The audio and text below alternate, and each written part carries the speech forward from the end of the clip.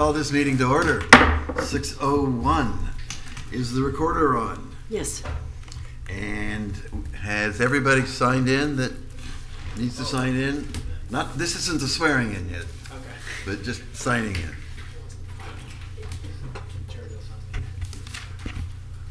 Okay. Diana, you ready to call the roll? Yes. Kristen Finn. Here. Peter Dwyer. Here. John Miller. Here. John Brewer. Here. Chris Cabezas. Here. Ivan Heredia is absent. Jim Chart. Here. Any changes to the agenda, Michelle? No. Any requests for changes to the agenda, board? Okay. Can someone move to approve the agenda? So moved. Second. Call the roll. Kristen Finn. Yes. Peter Dwyer. Yes. John Miller. Yes. John Brewer. Yes. Chris Cabezas. Yes. Ivan Heredia absent. Jim Chart. Yes. Can I have a motion to approve the minutes? No minutes. Sorry? No minutes. Just says right here, minutes. Right. Item 4. Okay. Okay. There's just nothing underneath it. All right. Thanks, Diane. All right. Now's the time we get to swear everybody in who wants to speak tonight on quasi-judicial hearings.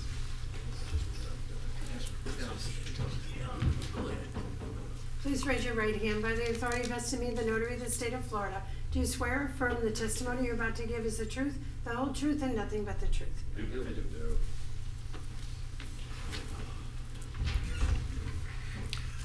So we're also now at the point of, is there any comments from the public? This is a lively group tonight.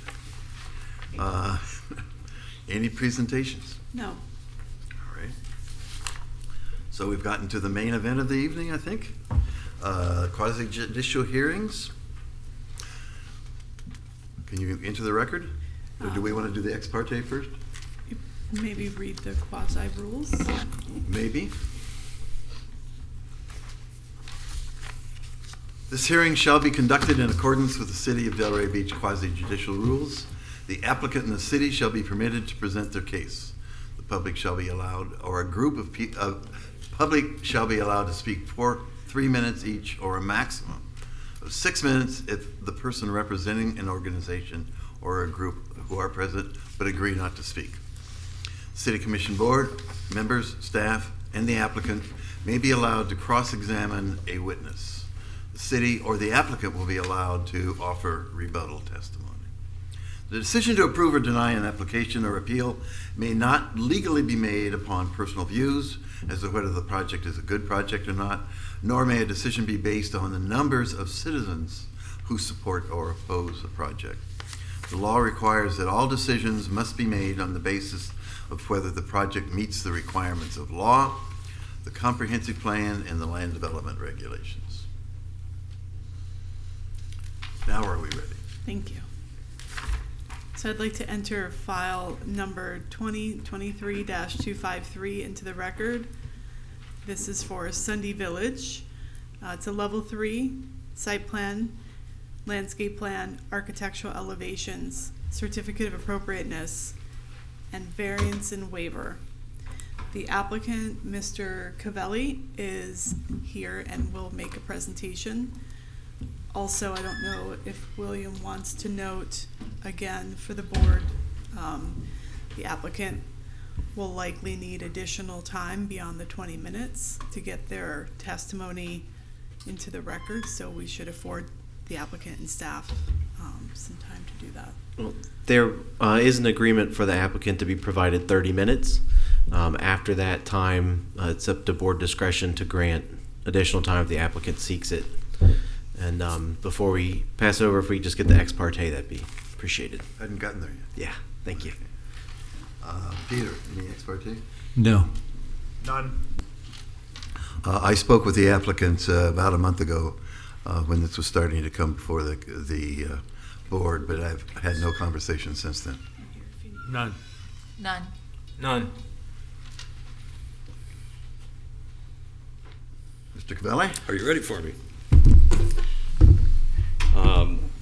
I don't know if this is the appropriate time to do this. Mike Cavelli Design, 1209 South Swinton Avenue. If we should talk about some extra time at this point. It's We're dealing with 3 blocks. Absolutely have gone through this presentation.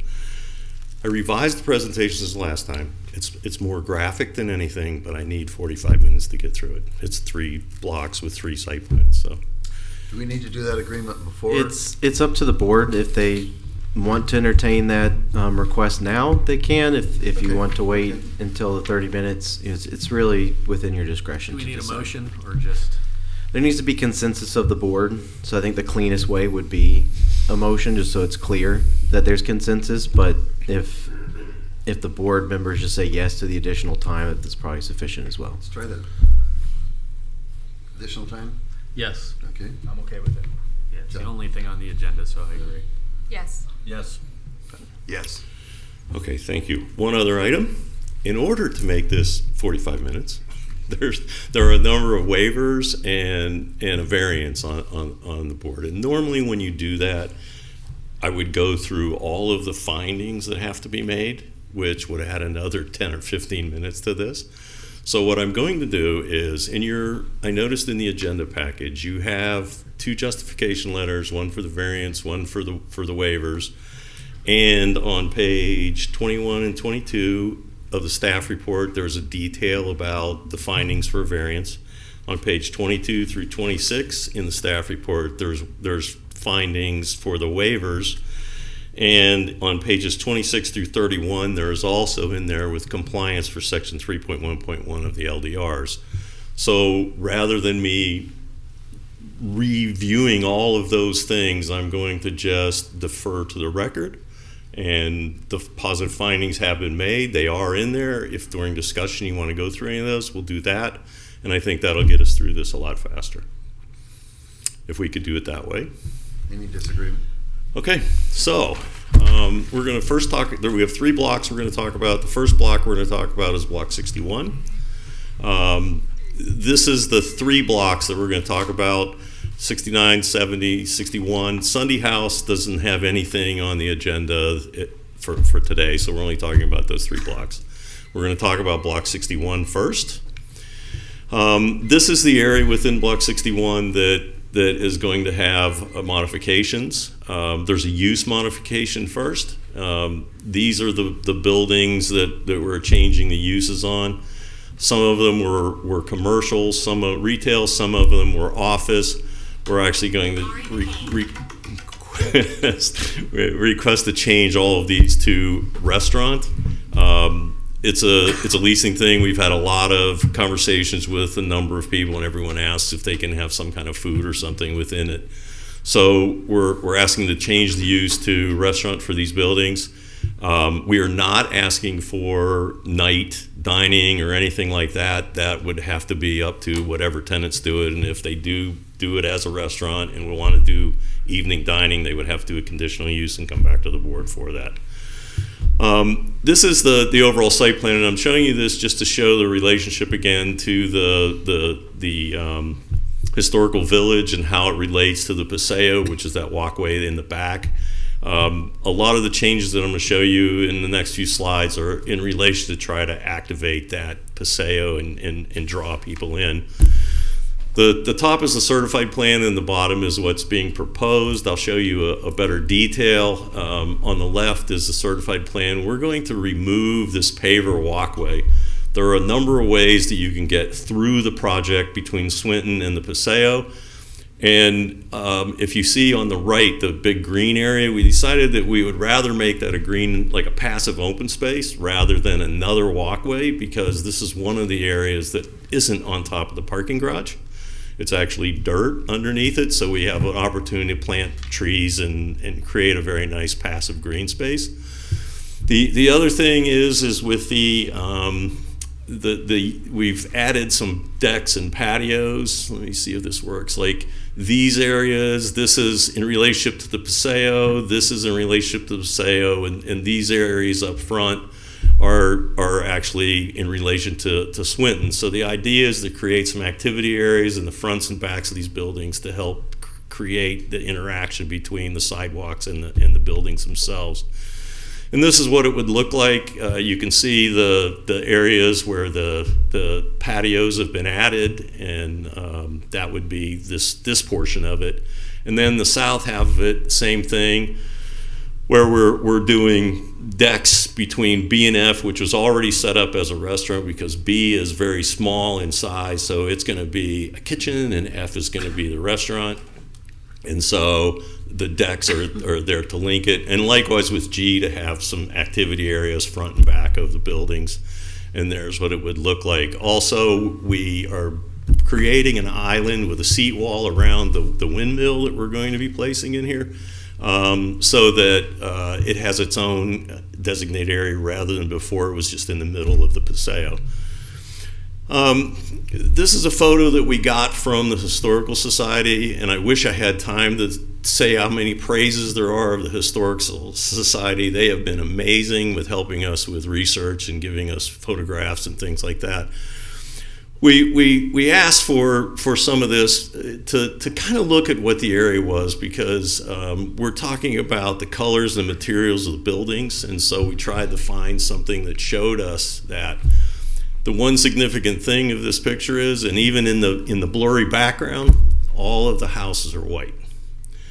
And so in our plans to do color and materials on these buildings as part of the restoration, we thought, well, this is the color palette. You have the shake shingles with a white wall and a cream trim. We think it's a very attractive look to the buildings, and we feel like this is more Delray than the multicolored buildings, which kind of have an island flair. So, and there it is as a rendered. If you may remember that building A in the background here was previously approved with that color palette. Cathcart House, again, photos from the Historic Society. Interesting that on our elevations we show shutters, and here there were no shutters originally on it. We like the shutters. We're going to try to keep them anyway. And so we're adding one color to the color palette of the green for the door and the shutters. And these are the different elevations. And this is what it would look like. And this actually shows the expanded patio area in the front of the building. The theme residence, which is building F, there's a lot of interesting history about him as a builder in town. And then the building B, which was a building that was moved in 1944 from the Boca Airport. And it's interesting that the purpose of moving the building there was they were trying to get more rental units. So even in 1944, they were trying to deal with housing. Again, same color palette, but one addition to this is this little roofed area in the breezeway, and I'll show you some better detail of that in a minute.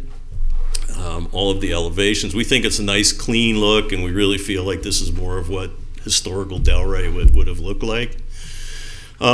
Because of building B being a kitchen, we have to have a way to run food between the kitchen in B and the dining room in F. So we've created a breezeway. We've elevated the roof so it's clear that it's not part of the historical structure. We've done it in a way where if it had to be removed, it wouldn't affect the structure of the building or anything, but we wanted it to still be fairly subtle so it didn't stick out like a sore thumb either. We think this has been tastefully done and serves the purpose and meets the standards. And here it is in rendered with the deck in the front along Swinton. Building G is the building on the corner. And by the way, we have elected to lift that building and put a foundation under it, not just because it's the only building that wasn't going to be lifted, but we're hurricane proofing all of these, and it would be a shame to lose that because we didn't do that. So PEB has decided we're going to be bringing an application in and actually hurricane proof that building as well. Same color palette. We think it's very attractive combination. And there it is in the rendered view. This is just a bigger overview so you can see multiple buildings together with the colored buildings that were originally approved, and now with the white buildings, and then here you see the large green area that we're providing instead of the big sidewalk. And here is with the landscaping that's typical from our landscape plan. This is the rear of Cathcart, where you can see the patio and how that'll help to activate the interaction between the building and the paseo. We think this will be great to provide more activity, more eyes on the paseo. It helps with a lot of different things for doing this. And then this is building B and F in the previous approval, and here's what we're proposing with the deck in the front. And then here it is with the landscaping. This is the rear of it. Again, the patio is behind this planter wall. You can see the planter wall with the windmill and with the seat area there. And you can't really see it, but behind G there's also a patio. I hate to do this, but we got to talk glass. After last week's meeting, this is a plan out of our approved site plan, and this is the excerpt of what has been listed in this. This is a little different than the other conversation, but we have agreed that, and this is on the approved plan, and the glass is ordered for Block 61. We have agreed that we're going to use clear on everything, on all blocks on the first floor, even in the office buildings if we don't have to do that. And the reason is if someone wanted to convert the first floor of one of those office buildings to a retail space, the glass is already there and we don't have to change that. So it gives us a lot of flexibility for leasing and not have to go back and retrofit glass on the first level. So the first level isn't an issue. The issue that we're having is the upper levels. We've specified low E glass, and you all heard the conversation about the tint in low E glass. So we did a little bit of research, and we went to the Department of Interior Standards for rehabilitation and restoration, and it talks about low E glass, but it says with the minimum tint. It doesn't say it can't be green or gray or any color. It just says with the minimum tint as possible. It also says to the right of this red box that it shouldn't be a dark tint. So that's that. And then we went to the guidelines for sustainability, and again they speak to low E glass but without noticeable color. This is when you're replacing glass in a historical building. This isn't new construction, which most of this is. We're not having an issue with the existing historical homes. It's all clear. So this is a standard we have. So on the first floor on the left is right off of the glass itself. It's clear. And on the right it's clear and then low E clear. And that's the specification we're using. This is a chart I found that shows all different kinds of glass, and the first two are the clear and the low E glass, and you notice from there on they're all clear, but it's with different tints. So you see they still have a bit of a tint, and I actually have those samples with me if you want to see them. But we're looking for direction because we know that in Block 70 we're going to have the same discussion in terms of glass, and we just need direction on that. But this is what was approved on our Block 61 and is what we're utilizing. So if we could get some clarification for the rest of the project, that would be great. But we're only talking the low E glass in the upper floors. We're in agreement on clear on all the first floors. The next thing is pavement modification. The original plan was to show paving of three different types. One pavement type is this entry court. The other is the breezeway going through here and the paseo, and the rest is the ancillary sidewalks. As you all know, the parking garage is done, the deck is poured, and they're doing vertical construction on the deck. As they got into this, they found that there's the drainage structures in the deck can't meet the standards for pavers. When you put pavers on a concrete deck, you have to have gravel, then sand, and then pavers. You need 9 inches. At the drainage areas, we have 2.5 inches. So the pavers won't work in this area. So what we're proposing to do is go to an aggregate concrete that's similar to the color of the pavers that are being proposed and do score lines in those. We feel like this is a good option. Primarily, when you really think about it, the maintenance of it will be better. It's a smoother surface for people walking or wheelchair people or things like that. It can be pressure cleaned much easier. It doesn't have cracks and crevices that hold dirt. So for a lot of reasons, it has advantages. But we look at this as an alternative. This is what we want to do in the arrival court. This is in the paseo and the breezeway through the building, and looking at the sample, I'm not sure that was the best choice to make anyway. And then on the ancillary walks, it's the same thing. So you can see that we're trying to stick with similar colors of the pavers. It will just be an exposed aggregate concrete that I think they even put some seashells in it or something when they grind it. So it's very attractive. I know there's a lot of sidewalks in Boca that use this, and it's very nice. So that's the other modification. This is only on site on the private property. The perimeter sidewalks are all going to be pavers as per the city requirements. So nothing changes in all of the public sidewalks and the things around the site. This is only on private property. So that's everything for Block 61, and now we'll go on to Block 70. You see the location of Block 70, south of 1st Street, east of 1st Avenue, west of 1st Avenue, east of Swinton. This is the approved site plan that is currently on the plan. It's 14 residential type ins and 40 condos. This is the upper image is the architecture that's approved for that site. It's a classical traditional on the east side and a Mediterranean revival on the west side. The red line shows a zoning line change where there's a CBD overlay on the area to the left side of these images.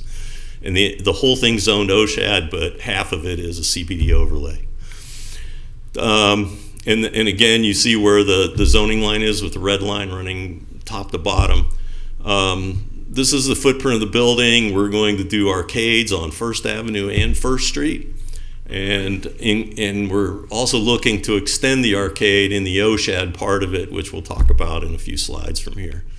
In terms of LDR compliance, we're going to talk about the OSHAD side of the site first. In the OSHAD, there's requirements for length and width proportions of the building in relationship to the property dimensions. This is in conformity with all those requirements of the LDRs.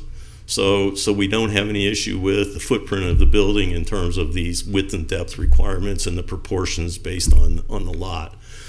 Also, in OSHAD, the 3rd floor of a building can only be half of the square footage of the 2nd floor. We are in compliance with that.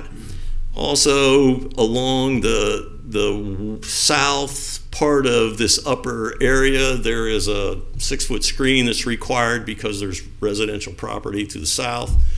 And I'm showing you the sight line in this because if you're standing on the sidewalk on Swinton and you're looking at the building, you're going to see this facade, and as you see it comes up, you really don't see much of the 3rd floor, and you don't see a lot of the 4th floor behind. When you do an elevation that just shows the west elevation, you're compressing the distance, and it's very misleading. So the blue part of it is really behind that sight line. You would really see what appears to be a 2-story building from Swinton Avenue. To further show the compliance with the third floor, the second floor on the left is the blue area. On the right, it's the blue area, and you can see the setbacks and step backs that were required for in the red, and show that this is in compliance with the LDRs. We're also asking for a variance so that we can extend the arcade into the O-Shed area. It would be this part of the building right here. Should you approve that variance, this complies with all of the proportional standards of the arcade. And so you would find that is in conformity with the LDRs as well. We used the arcades because we thought that was a historical, iconic kind of a architectural feature. We looked at a lot of different places and took inspiration from that. And that's why we wanted to continue to extend that to the west. And I think what it does is, by having the arcade along First Street, and as you see, we are preserving the large tree on the corner, and we're doing a big courtyard around that. We think that by adding this section to it, it really gives continuity to the building, and it actually really creates a nice pedestrian experience to go from east to west or west to east, undercover in rain or sunny days. So you would, block 61 has parking, and block 70 has some parking underneath. But they'll use part of 69. Sunday House, if they have events, is going to need additional parking. So the normal places, we're going to do a parking garage on 69. They would come across the street, go through the arcade, across the street in the Sunday House. You can do that undercover, whether it's raining or very hot out. It's much safer. You're away from the traffic lanes versus a regular sidewalk. And at night, it's lit far better than during the evening hours on a regular sidewalk. Again, here's all the requests for variance requirements, and I'm gonna defer to the comments I made at the beginning with that positive findings can be made for this variance. With regards to the CBD overlay portion of the building, this is the east half of the site. You see the arcades in the peach color. That are allowed by right. This is on the left is the classical traditional architecture that was originally approved in the Anglo-Caribbean that we are presenting. And this is the same comparison for the First Street frontage. We think the architecture of the existing is a little too institutional for the area. In the LDRs, there is an example given of the image on the left of the primary street and the secondary street. Basically, it's a hard corner. This is kind of the situation we have, even though the First Street is a secondary street. But we really wanted to do the image on the right using a tower element. Even though First Street is not a primary street, it's a secondary street, we still felt that the tower element was a much better way of defining the entrance. It provides a gathering space in the front. It pushes the face of the building back farther, and it gives you a much nicer entry off of that corner. Which the intersection of First Street and First Avenue, if you're coming from the north or from the east, that's the image you're going to see rather than a hard corner of a building. Also notice on the third floor there is a step back requirement. So here's what we have. We have the arcade on First Avenue, and then a second floor above that, and then there's a large step back, and then up to the third floor, that's the required setback for the distance between the third floor and the fourth floor. The yellow lines show the area where the planes of the building push back. It's very hard to see with an elevation like this. So in plan view, if you look at the image on the left, the orange, the yellow, and the blue are all of the footprint of the second floor. The blue is the third floor where you see the step back from that second floor. And if you look at the image on the right, the fourth floor steps back, signified by the red areas, to only a 6,600 square foot building on the fourth floor. So this building steps back quite a bit, and the fourth floor is 55% less than the second floor. So with regards to the LDRs with setbacks, step-backs, and all those, this is in compliance with those standards. There's also a section in the code that talks about facade articulation and proportions. These are images out of the code. It talks about the stack in terms of the base, the middle, and the top, and then the facade proportions in terms of the vertical planes. This is the images from our elevations that are shown here to comply with those standards. This is the First Avenue frontage. And also the arcades have its own formula for the proportions for the openings of the colonnade in terms of the height and the width of the openings versus the thickness of the column. So there's a formula that you have to follow, and this is in compliance with that formula as well.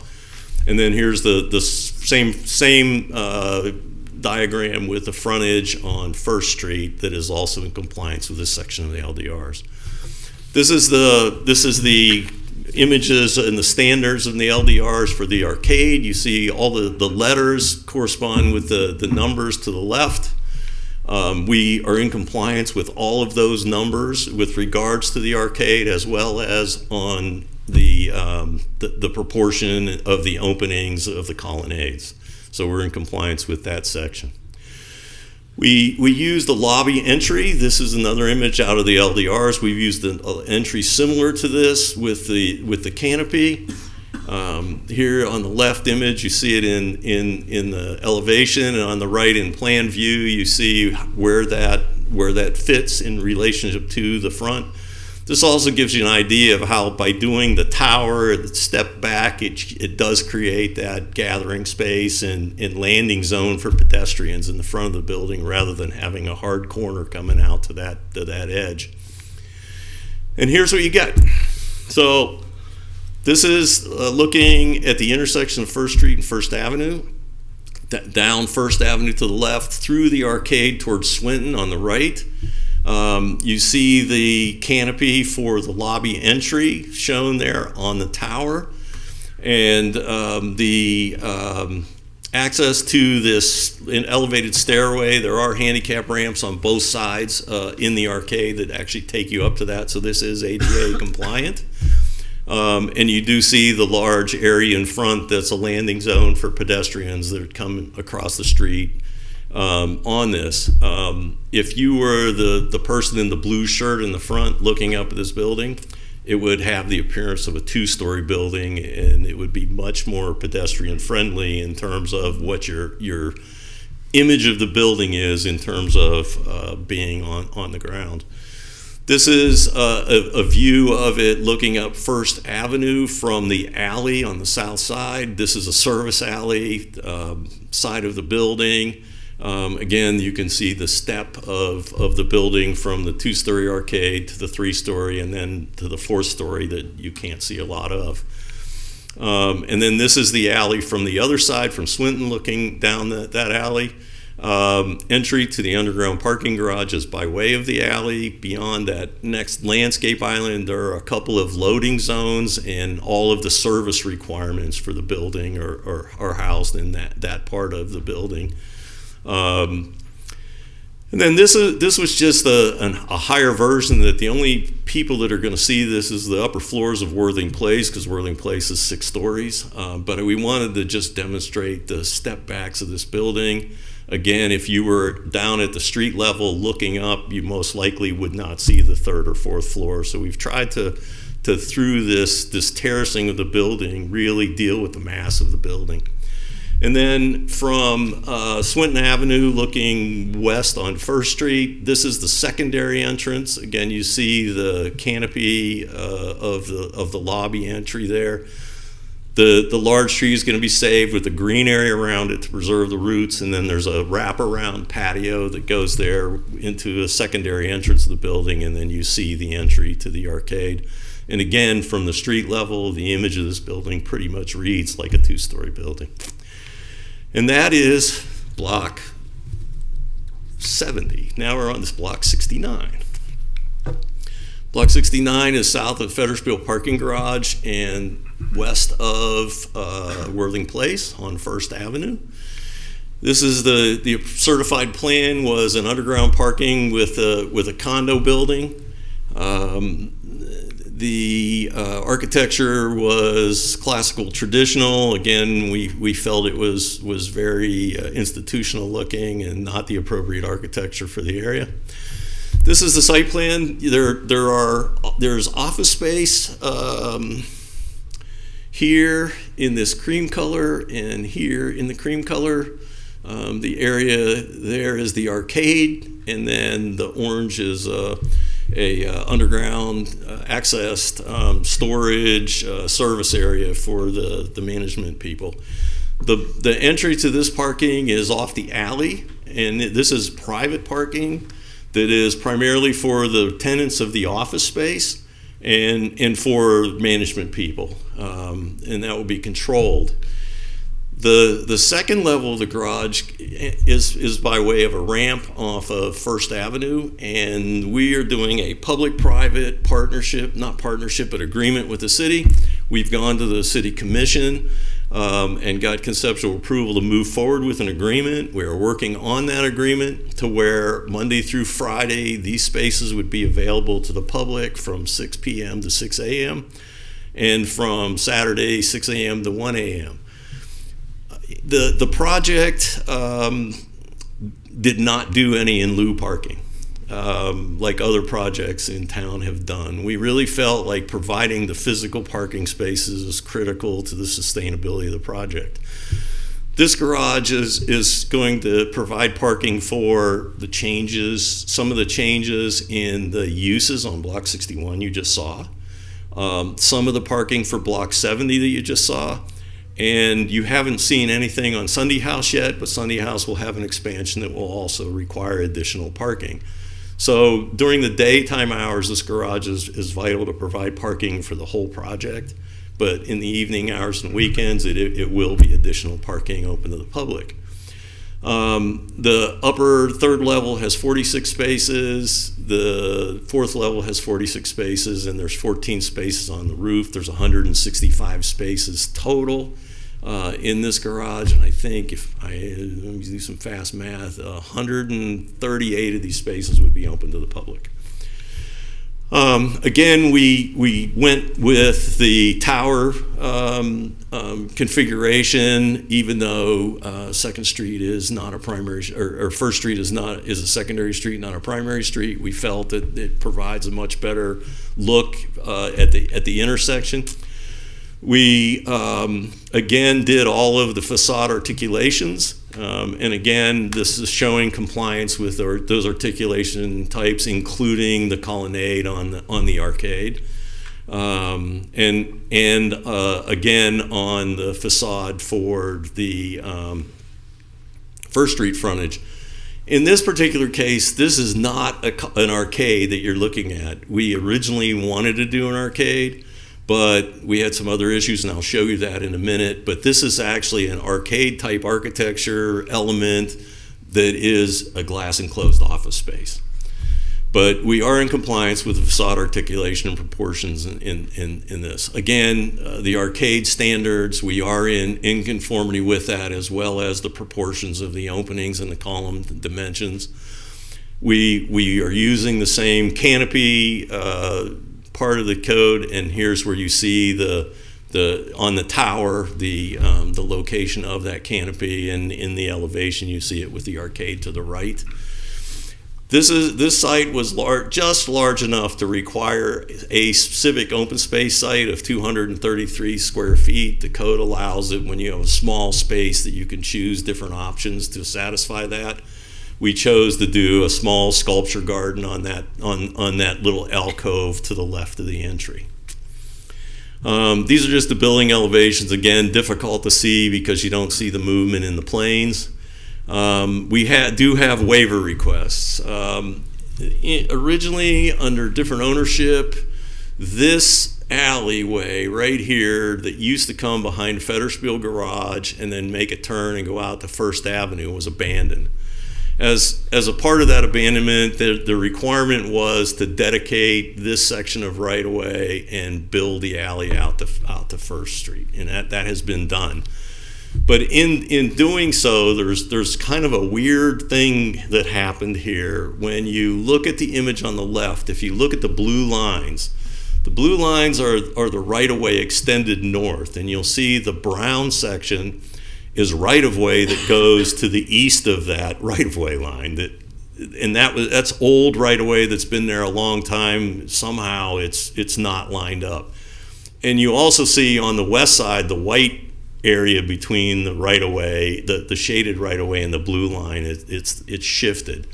So as a result, that area, when you put a building in there,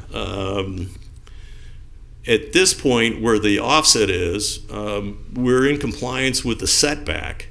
But because of this area, 65 feet of the north part of the site, where the brown box is, it offsets the right-of-way. So the waiver request is to reduce the setback from 10 feet to 9 foot 2 inches in that area. It's a 10-inch offset that needs to be dealt with, and I'm not sure why it ended up that way, but that's the way it is. So that's the request, is to adjust that setback in that area. Originally, the image on the left shows the arcade that we originally had hoped to do here, and you can tell that this is a true arcade by the closeness of the columns to the travel lane. If you look at the image on the right, you'll see the travel lane, then parallel parking, then a sidewalk, and then the building. We were aware that there's power lines on this side of First Street and had hoped to underground them, but FP&L thought otherwise. The voltage in those lines are so high that they can't be put underground. And FP&L has a standard for those lines, that not only are we not allowed to have anything under the lines, as you can see in the top cream-colored circle, the red dot, that's the line location. If you extend that down, it just comes to the edge of that roof overhang on that lower section. So none of that can extend farther out than that. But we also have to have a clear zone with a radius of influence from any buildings because of the voltage in these lines. So we've had to redesign and try to push this back, but we try to retain the look of an arcade, even though FP&L makes it impossible for us to do that. And this gives you a better idea. The yellow on the left is the driving lane, and you can see the relationship to the front of the building. And on the right, you see the same yellow is the location of the driving lane, then parallel parking, then a sidewalk, and then the face of the building is where we had to push that back. We still tried to keep the buildings close to the street so we can keep that look of it, at least having the look of kind of an arcade architecture. But the result is that we did a setback waiver in the front to go from 10 feet to 4 feet, 2 inches on one side and 5 feet, 2 inches on the other side. But with regards to the streetscape, minimum streetscape is 16 feet. And in this case, from the curb line back, we have 16 feet. And on the east side, we have 17 feet. So we are in compliance with the streetscape situation for the curb zone, the pedestrian zone, and the remaining zone. The only issue that we have is we added parallel parking. And in the parallel parking, normally the curb zone would move back. So we're requesting that the curb zone remain in this configuration for that parallel parking, so that this is all in conformity with that standard. But this sidewalk ends up being 8 or 9 feet wide, so it's a very wide sidewalk that is a very nice pedestrian pathway. And finally, on the upper floors, the code was smart enough to understand that when you do a parking garage, you have issues with setbacks. In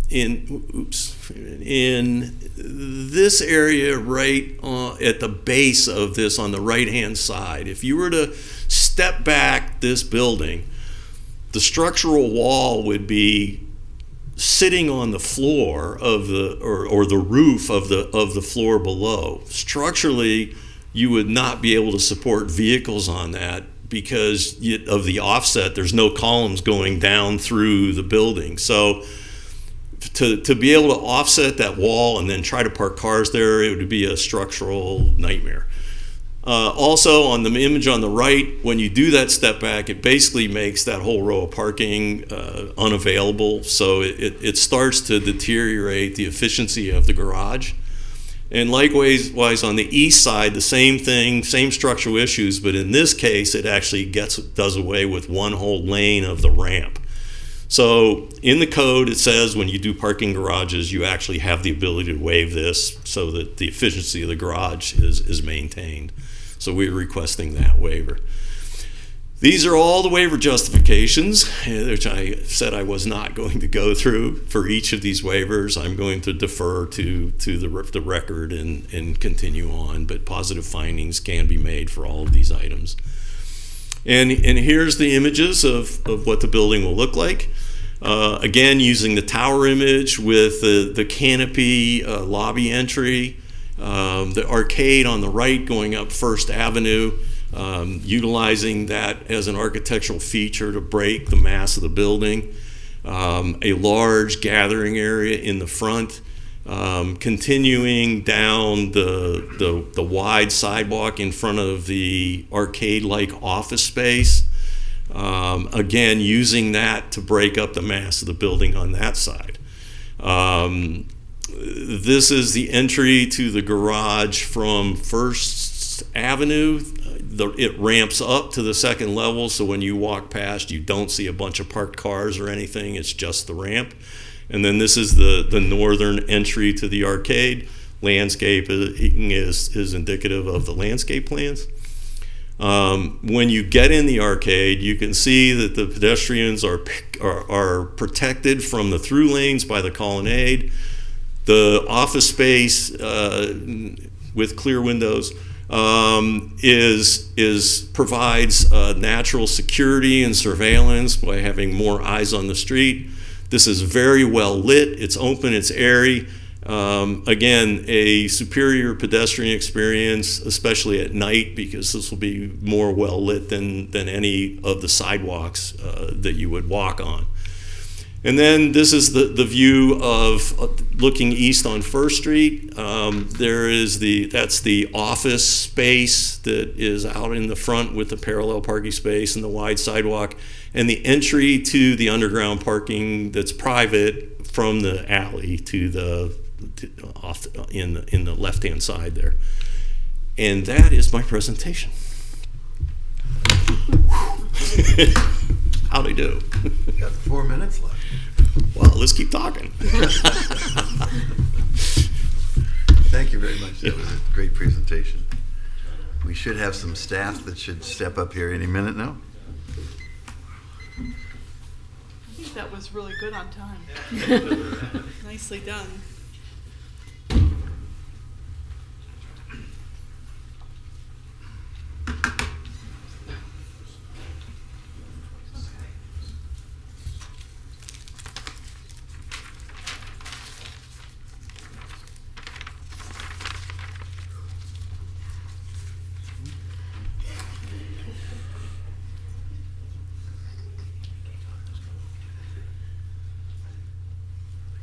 So I have a time lapse that I'll probably show at the end, just so I don't take up the time in the beginning. But as you know, the applicant, the contractor, shares a time lapse of construction with us every few months or every month, and we provide that to you. We're putting together a compilation of all of them for a future meeting. But it's pretty impressive to see the construction progress. So I'm going to skip. Well, it's playing. I guess I'll let it play. It's very short. But I think this is important to see what the progress has been for this project. And for those of you who weren't on the board when this had moved through the approval process previously, this project encompasses 4 different blocks, which is at the southwest corner of Atlantic Avenue and South Swinton Avenue. It includes an underground parking garage on the main block, which is fronting West Atlantic. The approval included some shifting of the existing historic homes, putting those homes on new foundations. There are several new buildings that are being constructed, and you can see on the left here, building 1, 2, 3, as we call it, is out of the ground. So if you've been by, you can see that the form and the bulk of the building is out of the ground, so it's a few stories tall. But what you're seeing here is a visual of the pilings for the parking garage. So just a little bit of additional background. The previous approval that came through for Block 61 was what you just watched a time lapse of. And as you can see on your screen here, a portion of that block is subject to review with tonight's request. The project also encompasses the Sunday House. So if you've ever visited the Sunday House, that's part of the project and the namesake for Sunday Village. And then the 2 blocks east of Sunday House, blocks 69 and 70. So when we refer to this project, we refer to it as 61, 69, 70, or the Sunday House. So the proposal includes work on 61, 69, and 70. There have been other requests that have come through the board, which included some alterations to the Sunday House to prepare that for reopen, fine-tuning to the outdoor area, the covered area in the back. You saw the Cathcart House recently, vertical elevation of that. So it's a living project as we look at it. There's things that evolve over time with this request. So we're going to start on Block 61. This is a picture or rendering of the view if you were standing at Old School Square looking towards the project. The property has a civic open space right at that intersection. Ground floor uses are retail restaurant, upper floor uses are office. There's a pedestrian pass-through that cuts through the whole property that accesses a pedestrian via that runs through the spine of the Block 61. Block 61 again fronts West Atlantic and South Swinton. So these are some photographs of the property. You can see the Cathcart House on the left over there, which is undergoing renovation as part of this request. There's some fine-tuning.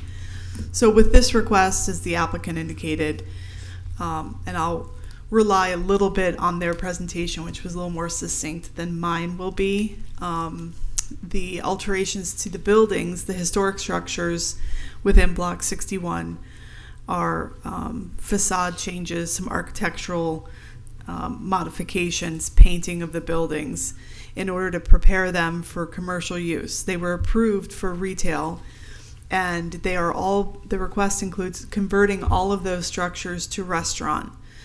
Whether those restaurants are retail restaurant or sit-down nature still is yet to be determined as the applicant works through tenant arrangements.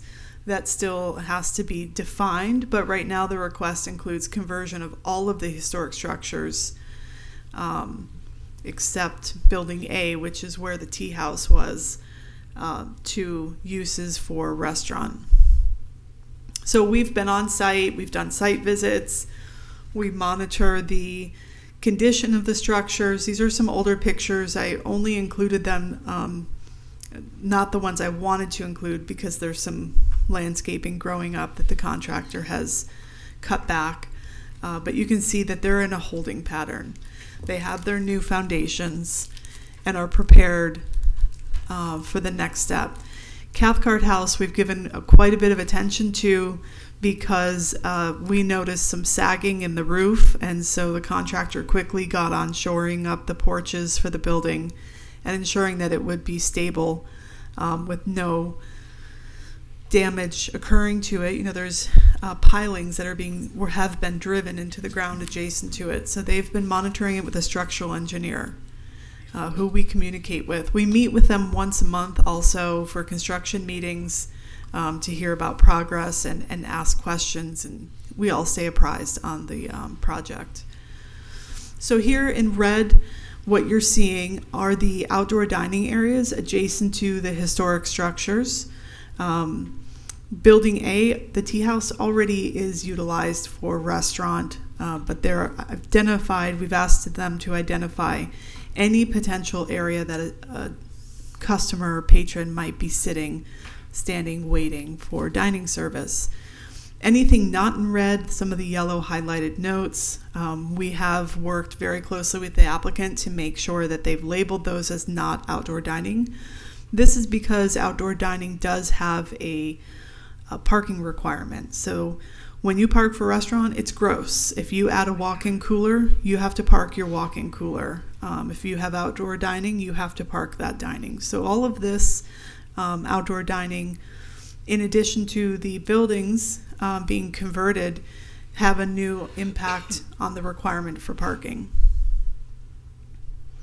There is a connection being proposed between these two buildings, buildings B and F. The end user will likely use both buildings as one business. So there's an open air covered roof that's being proposed to connect those two buildings. And this is a more zoomed in look on that.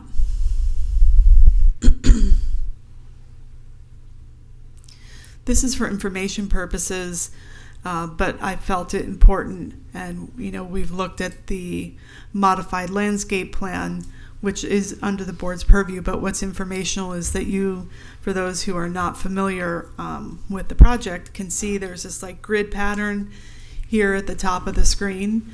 This is the underground storage for their water retention. So that was part of the original approval, or the most recent large approval that was dug. I think we showed pictures at a previous board meeting. You could see the people standing inside of it. It's very deep, very tall. The parking garage is beyond these homes to the west. But the proposal does include some fine-tuning on their modifications to their landscape plan as well, which has been reviewed by the city's senior landscape planner for compliance. This is primarily materials that are being used within the site, some changes to water features. There's hardscape improvement that we're going to talk through as well. We have the elevations of the approved and proposed for each of the structures. Should the board wish to look at it, you can see any changes are very minor, predominantly relating to the shingled roof material. They're going to a cedar shake roofing material. All of these structures are going, I think it's still the case, to be painted all the same color, a cream white color palette. The Cathcart House, we are processing an administrative amendment. We took direction from the board when we were here last that some of these minor changes you wanted staff to be able to have the ability to approve. So there is some fine tuning occurring with the location of the stairs to access the Cathcart House. But in this particular request, you can see the windows, their location is shifting slightly on the back of the house. Again, here we had a metal roof on this building up on the upper right. That's also going to be cedar shake. So it's really consistency that's happening for these structures, nothing major. We felt it was important to show this to the board. Typically, we would potentially approve this administratively, but because the whole request was coming through, we included this as part of the review for tonight.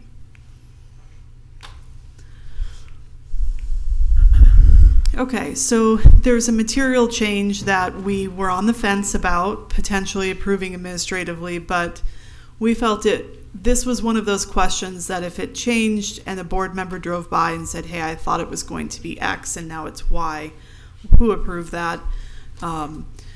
Fundamentally, we understand the reasoning behind the requested change, which is this is the blue, the light blue color you see here on the screen, is the vehicular entry area where cars will come in, drop off, or valet.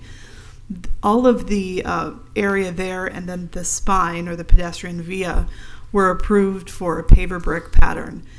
due to the applicant's concerns for liability purposes, grading issues across the site, and the fact that there's a parking garage underneath all of this, they've asked to utilize a solid surface, same color, so the effect is going to look the same from a distance, but the material is closer to like almost a terrazzo, a rough stone concrete that's poured.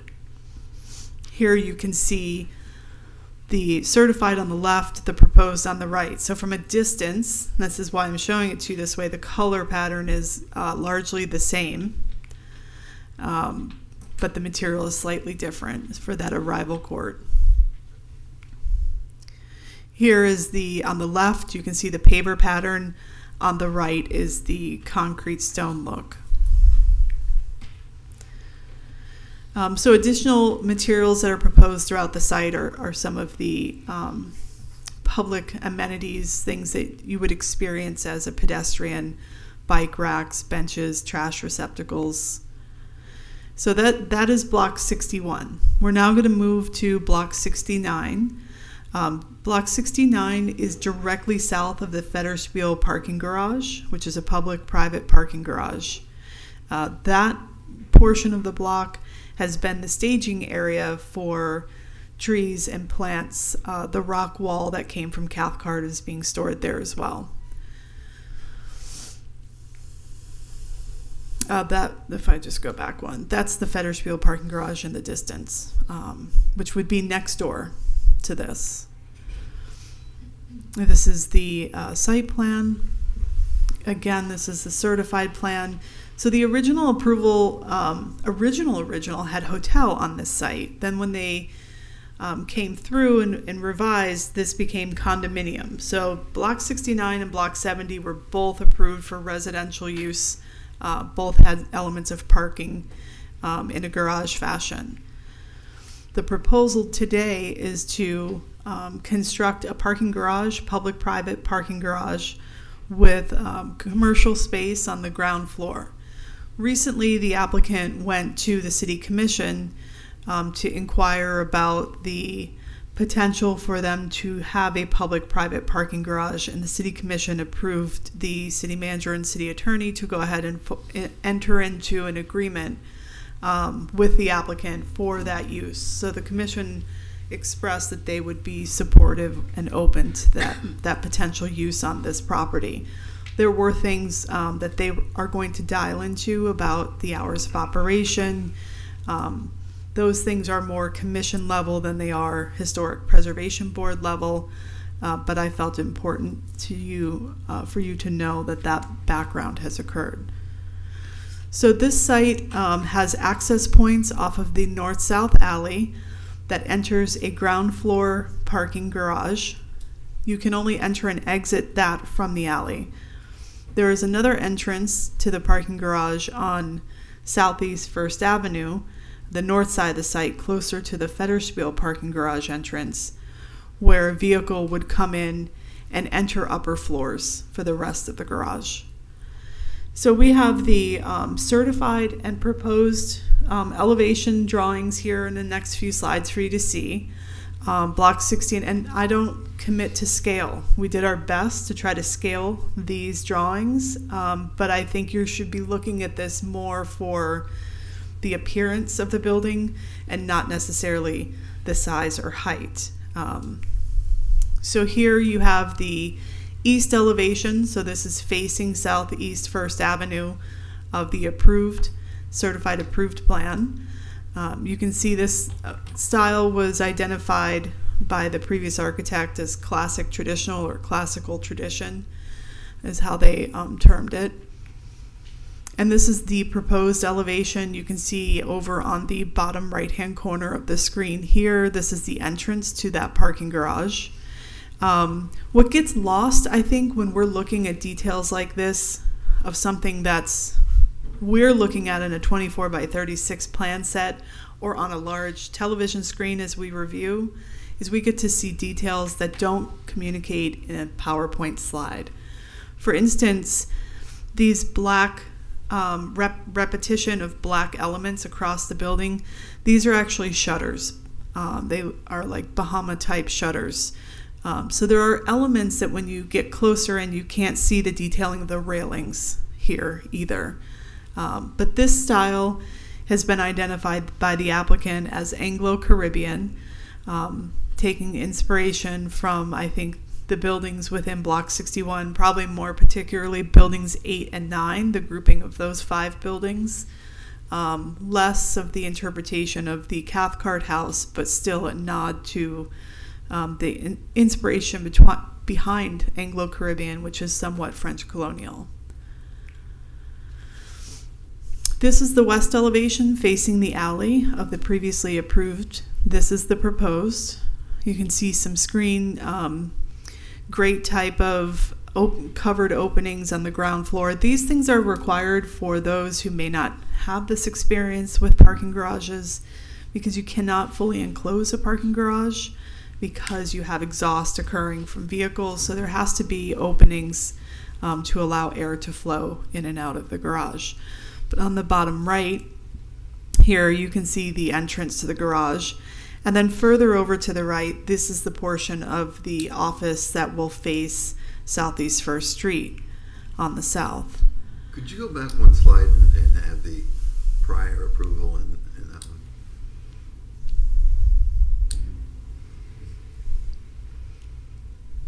It's Hopefully no, we'll discuss that later. sure. So here we're looking at the south elevation facing Southeast First Street. What you see at the ground floor level on the right, this is the new office space area. And then on the Southeast First Avenue side, there's an arcade that encroaches into the right-of-way, which is a permitted configuration within the CBD overlay. This property is zoned OSHAD with CBD overlay, so it's subject to those regulations. With that, arcade can be approved. Should the board approve the project, there will be an agreement required that the applicant enter into with the city. So the style of this building that we've identified as Anglo-Caribbean, there are also CBD frontage standard types that the applicant has to meet. Choices can be storefront with arcade, lobby, which is, associated with a hotel or office building. There's a series of frontage types, and then we dial into things like, does the arcade have detailing in the ceiling and lighting? And is there a storefront behind that arcade? And is there a height requirement? And then we're looking at the distance between the columns on the front and on the sides. It's a very detailed design that the applicant and their architect have worked through. So this also incorporates a tower feature as part of the lobby entrance. And so now we're going to talk about the waiver request. The Block 69 parking garage and office building does have a request for a waiver. When you're in the CBD overlay area, it used to be that the waiver would have to go up to the commission, get reviewed, approved or denied, then the site plan come back to HPB, and there was this back and forth. With the recent Chapter 2 edit, HPB now has the authority to approve waivers for CBD requests, which is why you're seeing this request, and which is why it's a waiver and not a variance. If it were non-CBD zoned, which we'll get into with Block 70, a setback reduction is seen as a variance. But in this area, it's a waiver.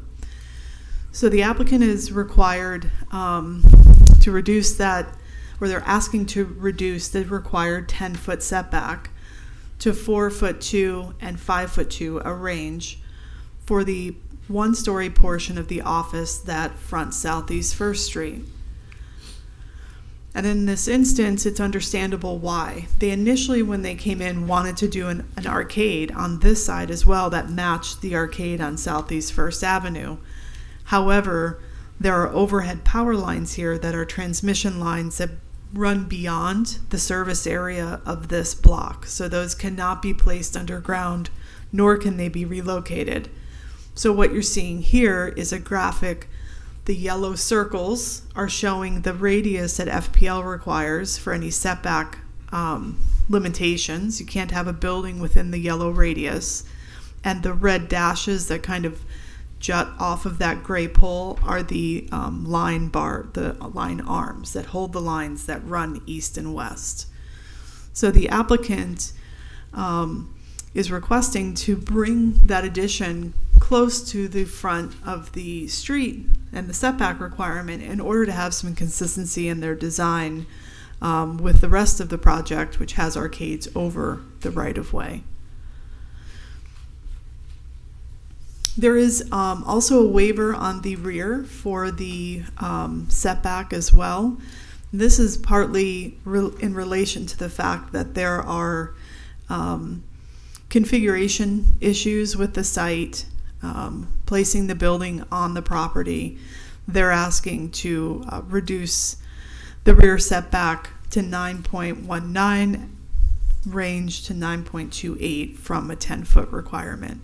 This primarily is occurring just in the northwest corner of the building. And this is a more zoomed in look at it.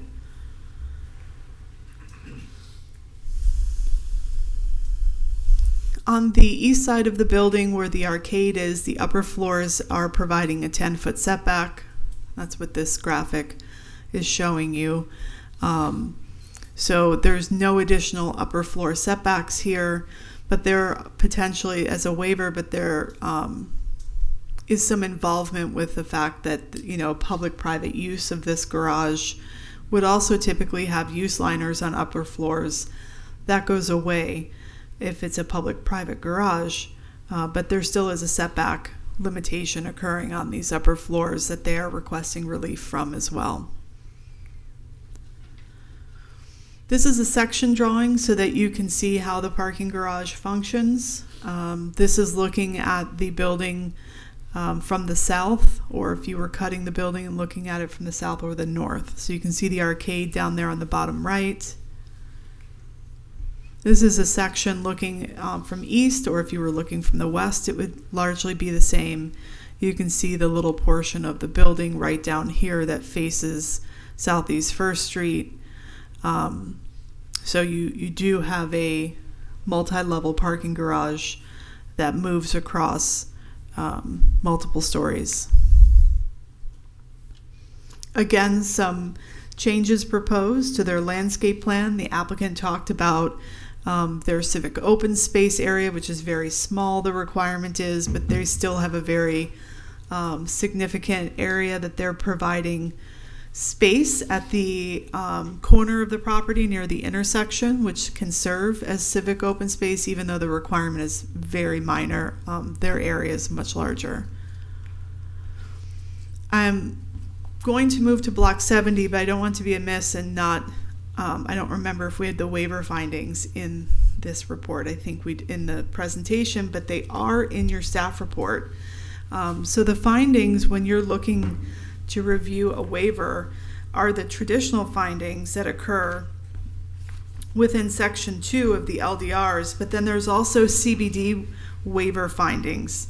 I know that the applicant has deferred to staff. I heard him say that on the record, but the findings are that the request shall not adversely affect the neighboring area, not significantly diminish a provision of public facilities, not create an unsafe situation, does not result in the grant of a special privilege, and that the same waiver would be granted under similar circumstances on other property for another applicant or an owner. And then the CBD findings are that the waiver shall not result in an inferior pedestrian experience along a primary street, such as exposing parking garages or large expanses of blank walls. The waiver shall not allow the creation of significant incompatibilities with nearby buildings or uses of land, shall not erode the connectivity of the street and sidewalk network or negatively impact any adopted bicycle pedestrian master plan, and the waiver shall not reduce the quality of civic open spaces provided under this code. So for each of the waiver requests, there's a pretty thorough analysis within your staff report that I trust you all have reviewed. That goes through staff's review of this and the findings that staff is making. The board essentially has to make these findings themselves. So we're providing you our analysis, the applicant has provided a justification statement, and then you deliberate and decide what makes sense in your potential approval for any waiver requested.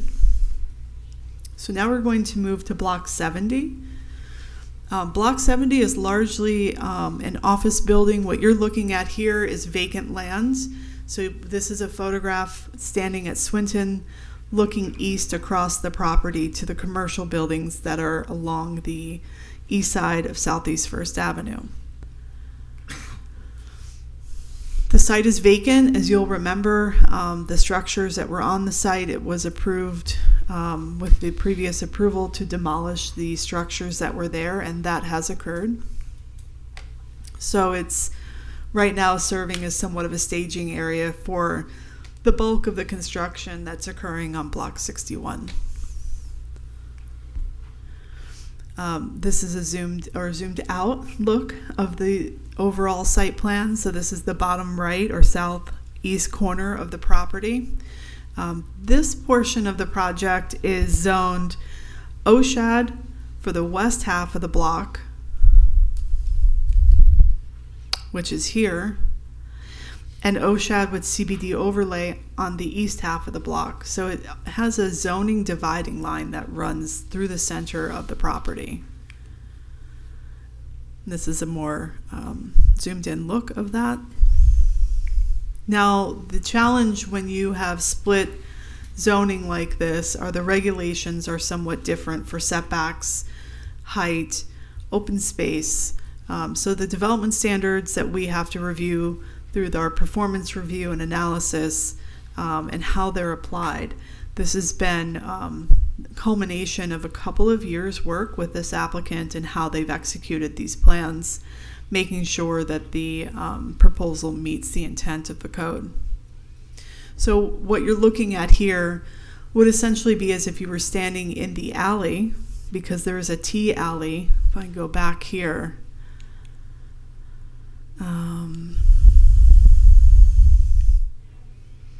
so there's a north-south alley that runs down the center of Block 70 that connects to an alley that tees. So the alley dead ends at this property. It does not continue through. So this view is if you were standing in that alley looking north on a, obviously you'd have to be pretty far back to see the building in this scale, but that's what this view is.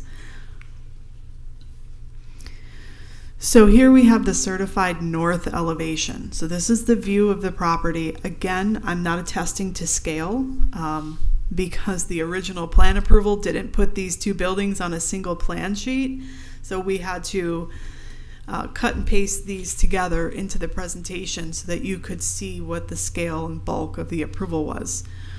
The building on the right is the straight OSHAD zoning. The building on the left is the OSHAD with CBD overlay. The building on the right was a Mediterranean or Spanish influenced style building, and the building on the left was a classical traditional style structure. The building on the left was approved for residential uses. The building on the right was approved for residential type in. So they were going to add units for rent for the Sunday house. This is the proposed elevation. The entire building is proposed for use for office. We've heard from the applicant that it's a potential single tenant user for this building rather than a culmination of multiple businesses. It's proposed for a single tenant to take this space. What we'll see on the east and west drawing that you can't really see here is that there is an arcade proposed at the ground floor that extends along the entire north side of the building from east to west. And then there's an arcade proposed here as well on the east side of the building down First Avenue. These arcades encroach into the public right-of-way. There are outdoor upper floor use areas. The applicant's renderings were a little bit more clear in that, but you can see on the upper floor here, there's outdoor space that's somewhat covered. on the fourth floor, and here there's outdoor space on the third floor that's available for the employees of this business. This is the east elevation, so you can see this arcade here. Within CBD, the arcade itself and 1 story above the arcade may encroach, so this would require, should the board approve it, also require an agreement to allow that improvement on the site. The architecture, the execution of this architecture, these are stucco buildings. We've discussed, and these plans have changed, but we've discussed the style with the applicant over the course of this site plan review, and they have been tweaked and modified to come into compliance with the historic districts. What is somewhat of a challenge is that the architectural styles that are permitted within the Old School Square Historic District, the applicant can't pull a style that's not part of the district already. So they have to pick from a list. While OSHAD has the most styles available, French Colonial would be the closest to Anglo-Caribbean. It was made, determination was made with the board for those, building 1, 2, and 3 over in Block 61, that they could utilize the Anglo-Caribbean style because it was close to the French colonial style in its execution. But part of the challenge is that you also have CBD design standards that have specific styles that are allowed within the CBD. So we have, property that is crossing both OSHAD, and I say OSHAD, OSSHD, the Historic District acronym, and the CBD overlay. So this is where they've decided to utilize the Anglo-Caribbean style in its execution. This is the south elevation. So again, the rear, we've already somewhat looked at this view. This would be the alley view. You can see on the left side of the screen, the building is significantly smaller because Old School Square Historic Arts District zoning has a 35-foot height limitation, which is why you're seeing that massing smaller. This is the west elevation, so this is the Swinton Avenue. On the left, you have the approved. On the right, you have the proposed. Now we're going to talk about their variance request. So in this instance, it's a variance, not a waiver, because it's from the straight OSHAD zoning, OSSHAD, which has a 25-foot front, 15-foot side street, 7.5-foot side interior, and 10-foot rear setback. In this instance, they're asking for no setback and to allow that arcade element to encroach into the right-of-way so that it's in line with the arcade within the CBD overlay portion of the project. So this is the variance. There's findings in the report speaking to the requirements that the board has to make a determination on, along with our analysis in that staff report. This is a view of that, again, that portion of the arcade that encroaches into the right-of-way. Here's our variance findings. So again, this is what we apply for all projects. This is basically, is that variance necessary to maintain the historic character of the property? Are there special conditions and circumstances that exist because of the property's historic setting, location, nature, or character of the land, structure, appurtenance, which are not applicable to other land structures for properties that have not been designated historic sites, that are not applicable to other properties within the historic districts. Is that literal interpretation of the provisions of the code, would that alter the historic character of the district? Would this project or the variance requested have an effect on that to such an extent that it's not feasible to preserve the historic character of the district or the site? Is the variance that's being requested going to diminish the historic character of the site or the district? And is the variance necessary to accommodate adaptive reuse of a historic building, structure, or site? This is again the landscape plan, and I know I'm moving rather quickly through this, but you have had this request, and I'm sure I've done a thorough review as staff has. The main changes that are occurring for these properties are to accommodate the changes in the architecture that's proposed and the construction, the size of the buildings. All of the effects of drainage, landscaping, all were modified as a result, but they do meet the minimum standards for the landscape plan here.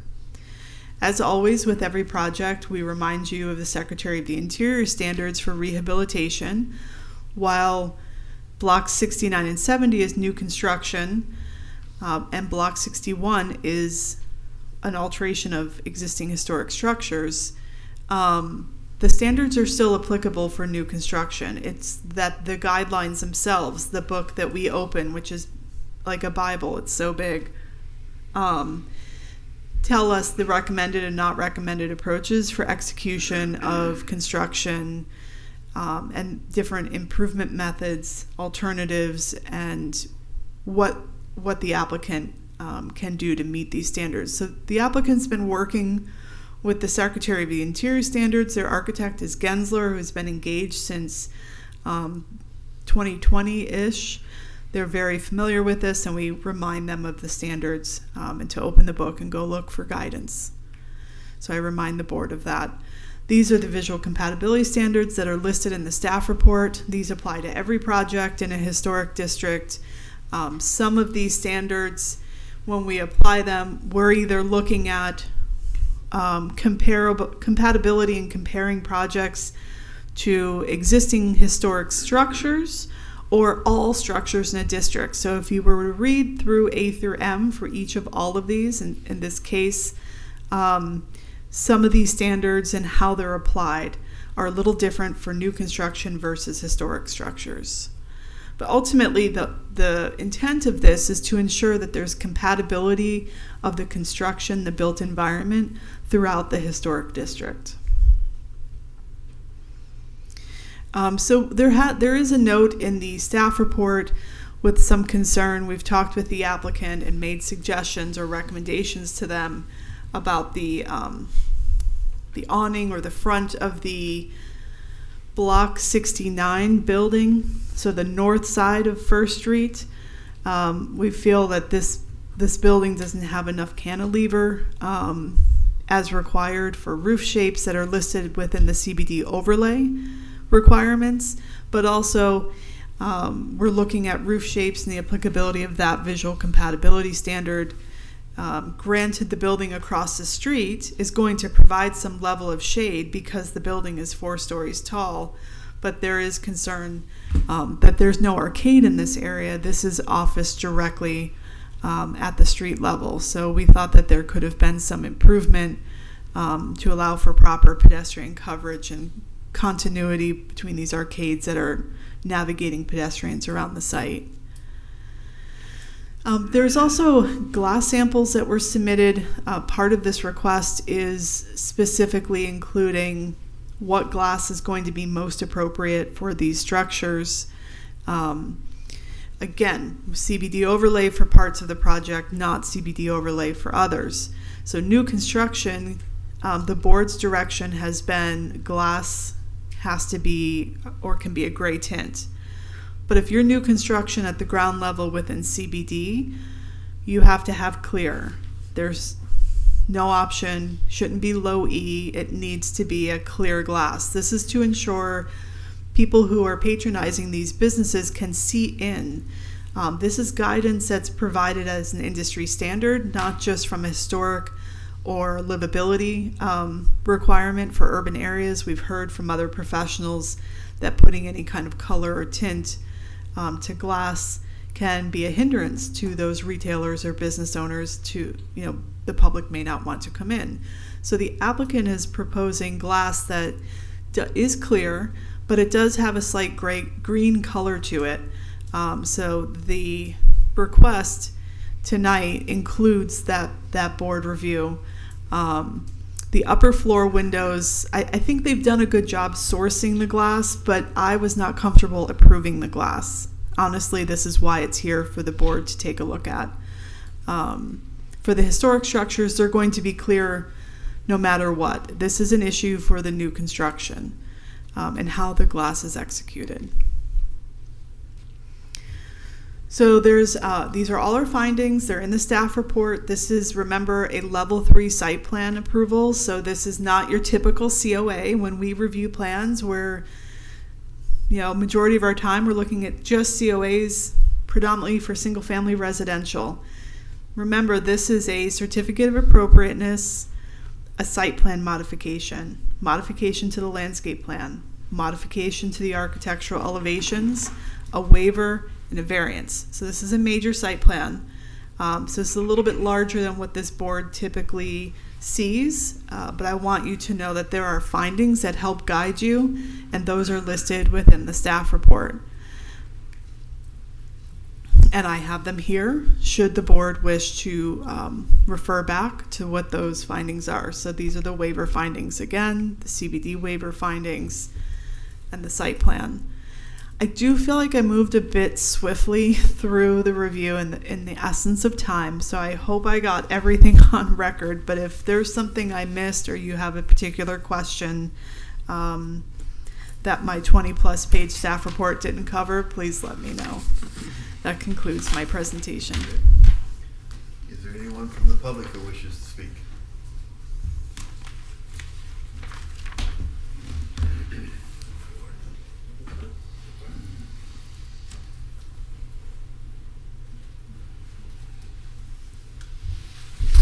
George Long, 46 North Swinton. I see this, as you said, modifications of an existing project. So, and the public, a big part of the public, really doesn't have the type of background to be commenting on the rules, we'll say. What's appropriate, what's not appropriate, but it looks good. And I'm assuming that everything makes sense, that there are reasons for this. And it's difficult for you, it must be, because, let me put it this way, it's difficult for me. I look at this, give you an example, and I see the new versus the old, and on one of these elevations, on north elevations, you look and say, wow, we've lost all the grid work and stuff like that. And then I look again and I say, well, good, it was too busy. And somebody else may look at it and say, well, no, that goes with the historic design of the neighborhood and things like that. But I guess the main thing I'm doing as representing part of the public is saying that we don't have anything to object to. So, but I'm sure you will find something. Thank you. Bye. Thank you. Thank you. Anyone else? All right, any rebuttals? Applicant? A couple of points.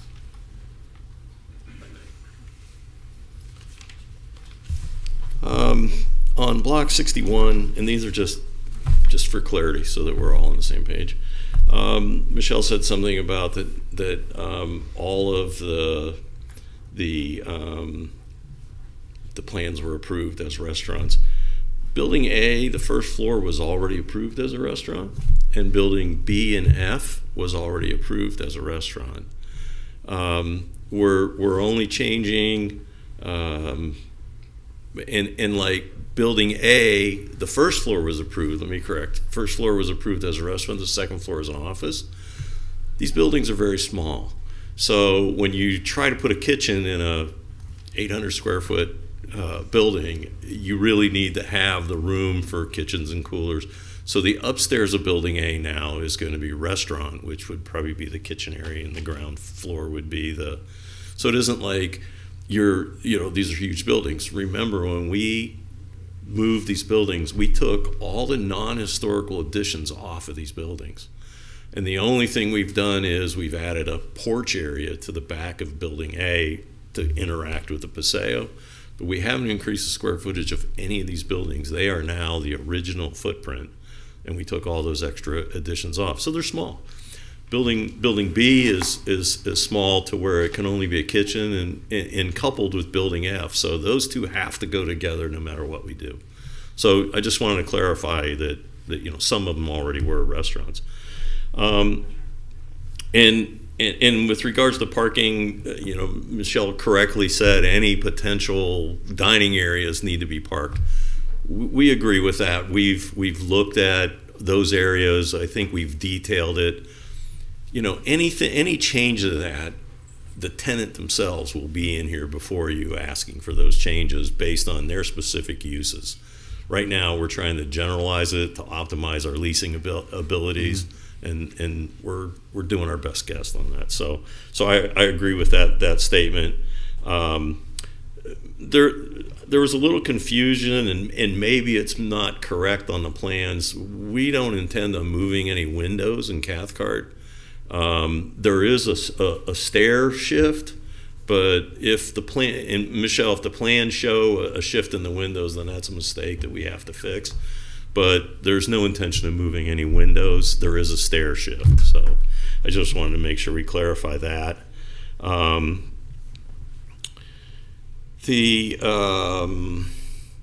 The roof cantilever on Block 69 along the First Street, we're really at the limit because of where the location of the power line is. We can't come out any further with any more protrusions of the roof, so we're kind of stuck with that. So I understand what Michelle's saying in terms of providing other pedestrian cover, but the location of the line above comes down almost to the edge of the roof as we have it shown.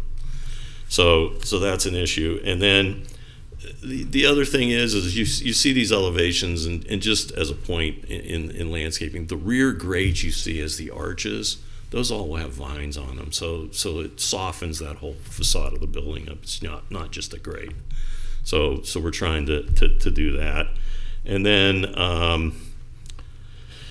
let me see. There was a couple other things.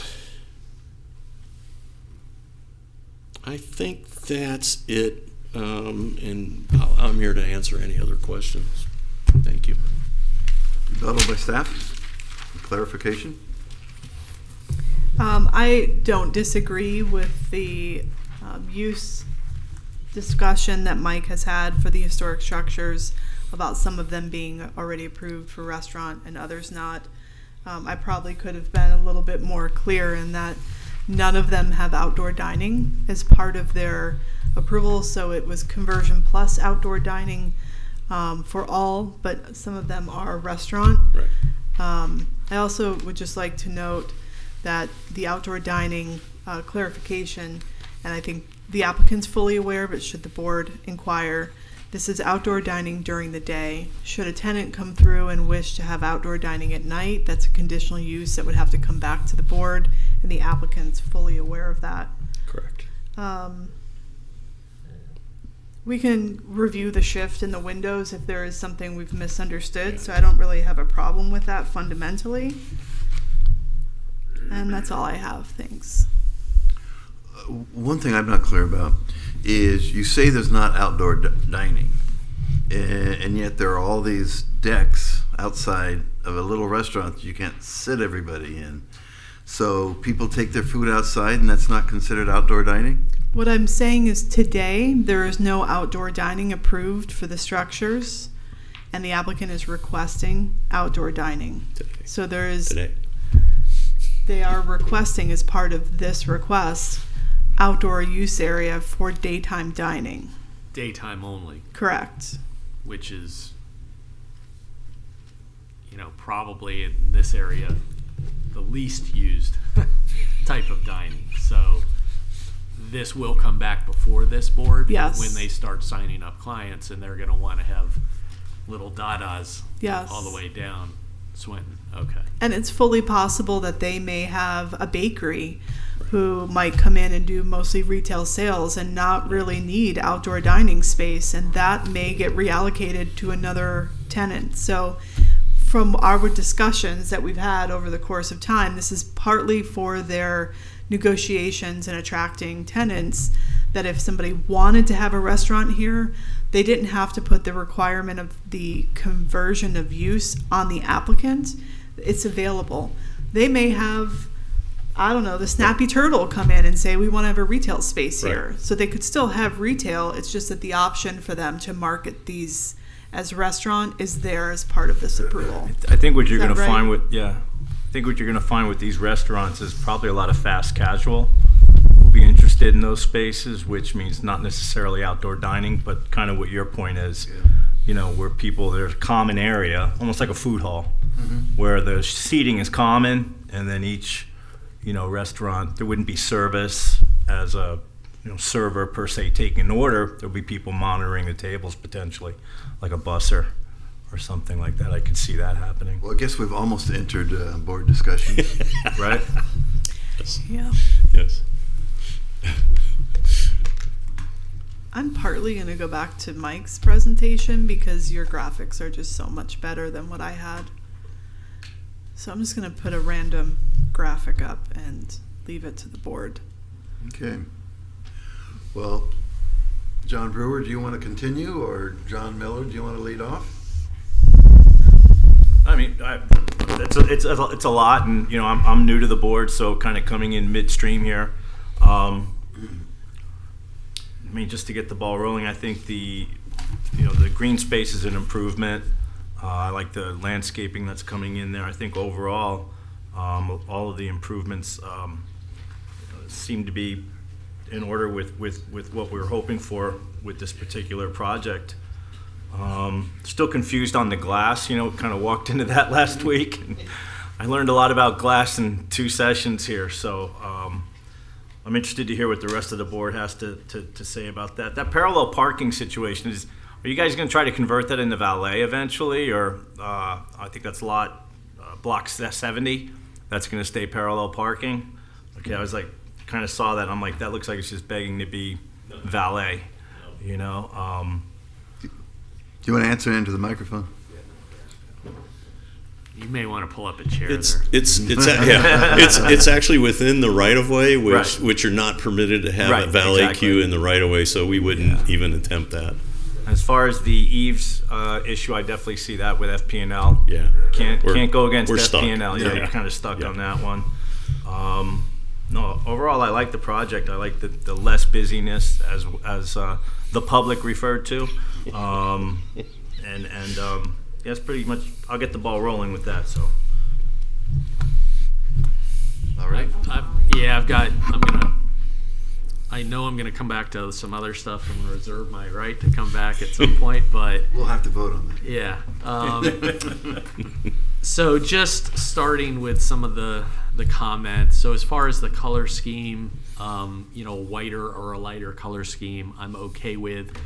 I didn't see the details on, is there going to be any variation in terms of shutter color from building to building, or how's that going to be handled? Because them all the same in a row. Again, this is the palette to start with. Mm-hmm. Every prospective tenant we've talked to has asked about, can I change colors of shutters, can you change colors of doors, things like that. The plan is to leave the walls white.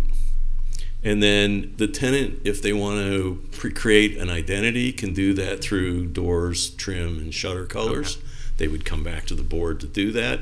But what we're trying to do is set this up so that every little thing doesn't have to come back every time you do a building. We've set a standard, and essentially, you know, they can decide what they want to do to give identity. They'll come back to the board. You'll see them one time.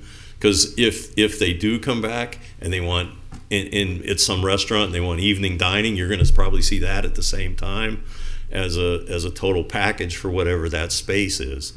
You know, so yes, there is an opportunity to individualize those buildings, but we want to keep kind of the Delray historical look of white buildings as the base. Understood. Thank you. No, there's going to be sign packages. There's going to be all kinds of absolutely. stuff coming back. So I And get that. the colors they are now are not historical colors, the pink and the blue. We think it's kind of islandy more than Delray. So Yeah. It was you know. white and black shutters or green shutters. That was Yeah, about it. exactly. I am excited about the cedar shake roofs, though. That's. I'm very I think happy to that see really that. brings the historic look back to those buildings. So going to, I'm not thrilled about the breezeway aesthetic between B and F. I understand the usage in the grand scheme of things. I'm not too worried about it. It does make it more marketable for that. I understand that. Going to the pathway on the via, I guess you could say, and on the turning circle, it doesn't, and staff, you can clarify this as well, it doesn't seem like there really is an alternative. You can't really set stone or pavers on top of 2 inches of Right. substrate. Is that correct? Of course, the applicant is probably going to jump in and answer. Yeah. As far as alternatives, I don't know that a stone that's laid is an alternative more than maybe the color or the material that they're utilizing. You go up to any other historic communities, you can see like our community uses paver bricks within the right of way. If you go to Palm Beach, there's no paver bricks in the right of way. It's a shell substrate that's like a white or cream color, and you can see the seashells in it. So I think it's more about the color, execution, as well as the material, but fundamentally we didn't have an issue. We just felt like if a board member said, hey, the via was supposed to be this, or the entry court was supposed to be that, we thought it belonged in your hands for review. Okay. Overall, I'm okay with it. I would like to see some patterning in it. It looks like you have that. Yes. The larger substrate or grout sections, or not grout, but shells or rock or whatever you have in there. I think that will provide some visible interest. When this came before the board long time ago, there was going to be a 24/7, 365 public easement along where that alley was that was abandoned. Is that still the case, or did that get wiped somewhere along the line? Either one of us can answer. I mean, I might answer and you might disagree, but Well, we're probably on the same page. I think so. The We've alley lived it. was abandoned, and Yes. the via was to be available for access of the public through the property. The property was replatted with a tract over that via that connects to the vehicle court and extends to the west. So it's still there and available for the public. That's the whole design of the project, is the applicant intends for the public to traverse the site. We've spent a lot of time with SEPTED through the police department, also reviewing like how are they going to address security. So there's been a lot of down in the details with police, asking the applicant, tell us what your security plan is. Are you going to have security walking the site? Is it going to be cameras? What's the lighting look like? So when I tell you this has been, just like the last time we spent 2 years reviewing before it got to you, same now. We spent 2 years reviewing before it got to you. So yes, the intent is that this is open for the public to come through the site.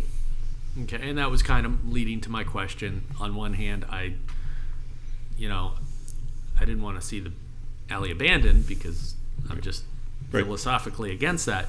But at the same time, if public is allowed to be on there 24/7, 365, what is the steps that you're going to take to make sure it's not, and I have teenagers, but full of teenagers.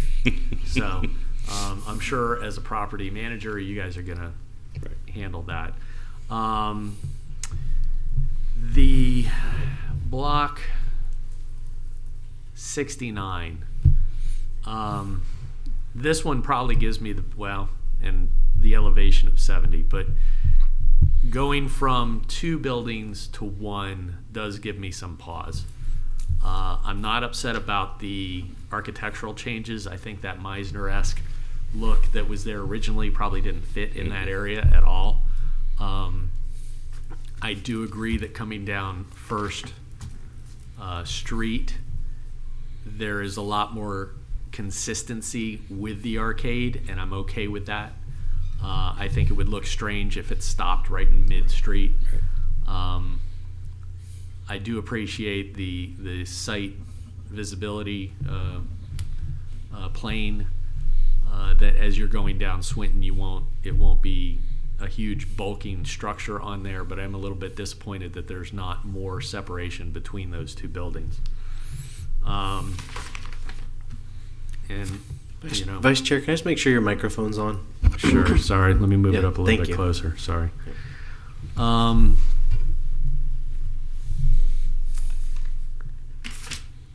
Okay. So So again, the separation of those two buildings was appreciated in the original plan. I'm not crazy about them being combined at this point, but I understand it. And whether it's a single tenant or not, that may change, may not change down the road, and I'm not going to base any decisions based on that. I'm a little bit disappointed in the architectural style going from a business or residential use on block 70 to, which almost to me looks like Gothic vertical orientated windows, or it to me it's kind of plain. If you look at Federspiel next door to it, there's a little bit more in and out, some undulations of the setbacks, at least along First. There are more awnings, and it looks a little bit more like a residential structure. It is still a parking garage, I get it. I'm a little, again, concerned that whenever the block, aside from that, which is, I guess, Swinton Social, it was called last, when that gets redeveloped, people are going to be looking into the back, of a parking garage that looks like a parking garage, and the same thing across First. So the architectural elements of that one give me a little bit of pause, and I'd like to hear what the other board has to say, but the rest of the board. On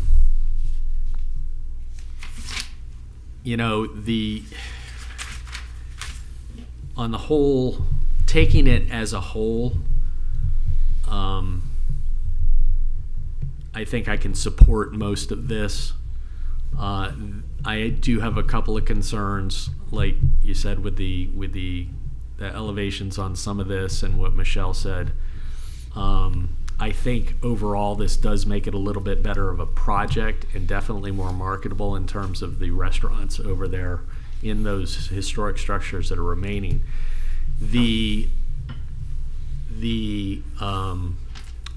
I guess pavers or space that you are going to surround those historic structures with, are they going to be pavers, or is that going to be poured as well? A lot of that will be Decking, like wood decking? Yeah, or like decking. Like it's not all pavers. It depends on the location of it and the elevation of it. I think like the area in front of Cathcart, there's a sidewalk that comes in, and the sidewalk's just going to widen in the front down on the ground level. But like on B and F, that's actually a deck that's in the front and extends to the back. So it isn't all concrete. Is it wood? Is it? I think it's composite, right? Sorry, there's some gravel, there's some grass, there's some deck, there's some concrete. So it's hardy Hardy plan? hardscape plan. Yeah. The areas in front. Let's see.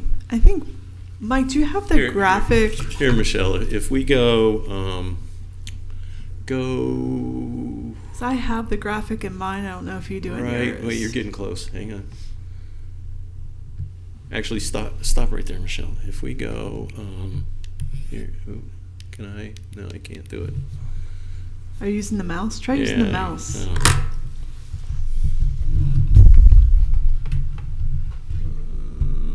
Where is the?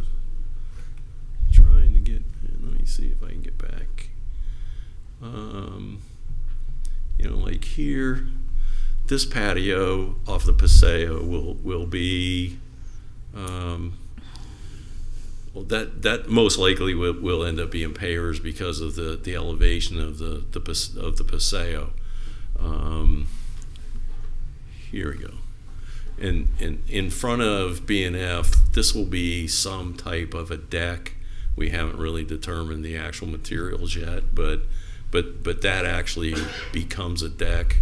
Let me see. And then here, right there, go backward. Here is the front of Cathcart, where this will be like probably some kind of pavers or something in that area.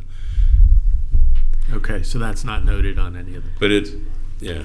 If you go back here, you can also see some pavers. So we looked at that, and that some of the areas that say no outdoor dining, it's actually like a small pebble stone for those areas. So it's a combination of hardscape materials, but and as approved, and any modifications we potentially would be reviewing at the staff level unless we needed to refer to you. The big change with tonight is the material of the via itself Right. and the vehicular court. Mm-hmm.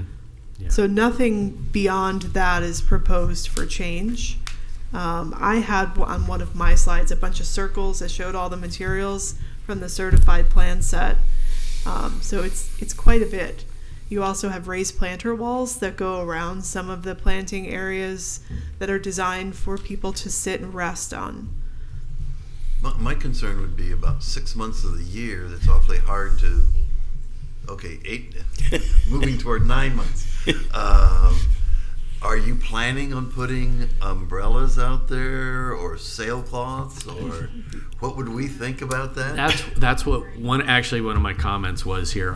I'd hate to see restaurants move in there, decide they need more seating, decide they need more shade, come to us for huge awnings, which are going to take away from the architecture, or some type of pergolas, or umbrellas. I could probably live with, and they could be folded down. But I mean, that's if you go by Dada, and they've got like 8-10 umbrellas out there. But something that's more permanently attached to any of the buildings, I don't think would be looked on favorably. I don't see that happening. I mean, management can control that, and during the leasing time, that can be specified, right? Yeah. I think it's also, if I may, Yeah, sure. also important to note that the outside dining is not the primary dining area for any of the buildings. Right. So they do offer dining inside of the buildings. And much like Dada's, which you don't get to see in this particular elevation that's on screen, this is an elaborate landscape plan. Dada's has a lot of their seating underneath a tree Right. that provides the automatic shade. But if you're there when it rains, you're not sitting outside. So, Correct. if it were to come forward where an applicant wanted a shade structure, that has to go to the board, Okay. particularly because it would be forward of the front facade plane. Okay. Well, I've taken up enough time. So, moving on. Kristen? Can I see the glass? Sure. Can I see the glass sample? Oh, you had to bring up the glass. Love the glass. What is it with green? Everything is green. Is I that wish just the Ivan- most commonly used, or what are you finding as you do your research? So in what this? we're finding is that the low E is coming with green. There's just no Period. getting away from it. It's just what it's coming with. Oops. 7 years bad luck. The clear is coming as clear, and the gray is coming through as gray. And most consistently, gray is gray is gray is gray. So every sample we see for gray, it's a difference of how dark is the gray, not You're the standing behind what color the difference, because it's monochromatic. Yeah. With the green, there are just so many different versions of green because it's a color. Can you move it up and down a little? Are those two different samples? This is the clear, That's broken. and that's this is the lower level. One has the low E. This is the low E on that side, and this is the no low E. so This is the clear is going to be in all the this is clear. all Clear. The This is historic all the first structures floors of everything. and then the first floor. Yes, and we don't really have an issue with this, and I don't think you do. Could either. you So bring it- the best way to look at this glass, Yeah. I would not come close, is I'd let Right. them stay back and put something white No, behind that's it. what I'm looking at. The stickers on the corner there. Yeah. You can see You can where see there's it. no tint, and then there is tint. See on the Like, put corner this is. white behind it. You can't see it there. Yeah, so put it right up next to it. Right against the glass, because then you can see the color.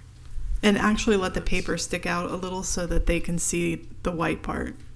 So you can see. So it we there. did this in office where we held it up to a whiteboard to emulate Yeah. like shades behind it. And so see we, that's clear.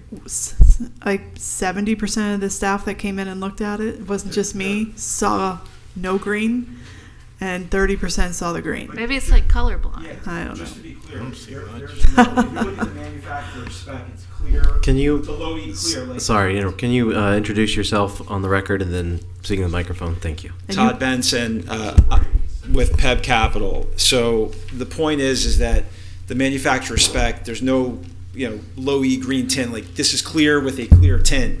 and this is our professionals at Gensler, the window distributor. Like, this is as clear as it gets with the low E film. So, this is clear. So we hear green. If you look at the side, sometimes when you look at the side of a tent like that, but there's no green in here. Whose glass is that? Who produced that? ES Technoglass. Windows. Yeah, it's a Technoglass. Technoglass and right through ES Windows. So we've seen execution of what is clear, and there's versions of clear too, which we're learning. So this is. But you're always going to see some Green. resemblance of the green in anything Oh, low low E. E, but not in the clear. I think Yeah. the sample Mike has is the one that's the This clear. is clear. Right. That's the clear. With no Oh, film. that's green. But the green is because it's not low iron glass. Right. There's low E and there's low iron. Right. So the best glass that you can buy is low iron, which nobody wants to pay for. So you're using a standard glass with clear, and looks good. Thank you. So that's, Kristen, do you want to? so that's where we're going with it. Trying to break that. Careful, Mike. You're in front of this. Trying not to break it again. Yeah, I'm going to put this one away. Well, it's tempered, so you can see. Yeah. No, I'll come back. You can come back to me. I just Okay. wanted to talk about the glass right now. Peter.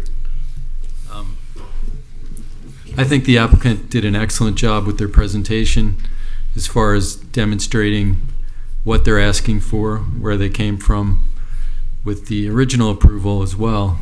I think the new architectural elements are definitely an improvement from what you had before. I think the time that you've had to look at things has helped. So I'm really excited about the project and excited to learn more about it. There's so much to digest that we went through tonight, so I'm not going to belabor the points, but I am in support. I have one question about the traffic analysis. It looks like additional trips were generated. Can you just explain where they're coming from?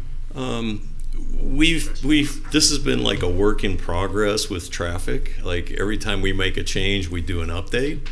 And so we've done an update that encompasses all of this. We're still okay with level of service and all those kinds of things.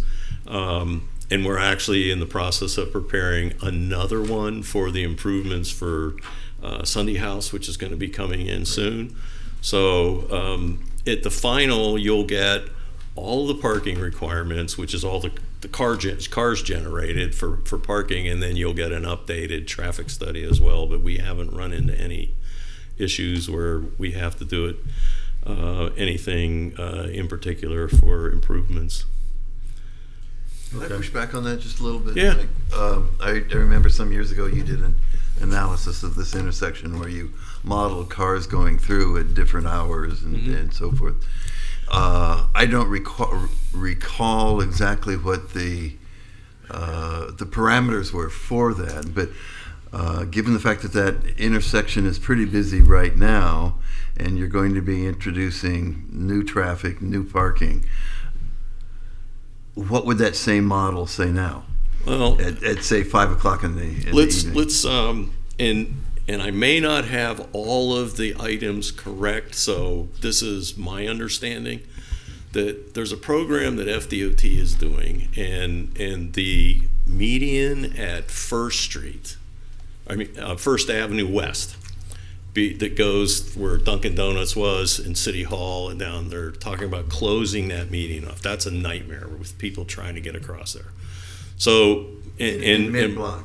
in getting rid of that. And then, as I understand it, the traffic flow, they're going to try to divert traffic down First Avenue Or second. before it gets to Swinton to go south and around down First Street.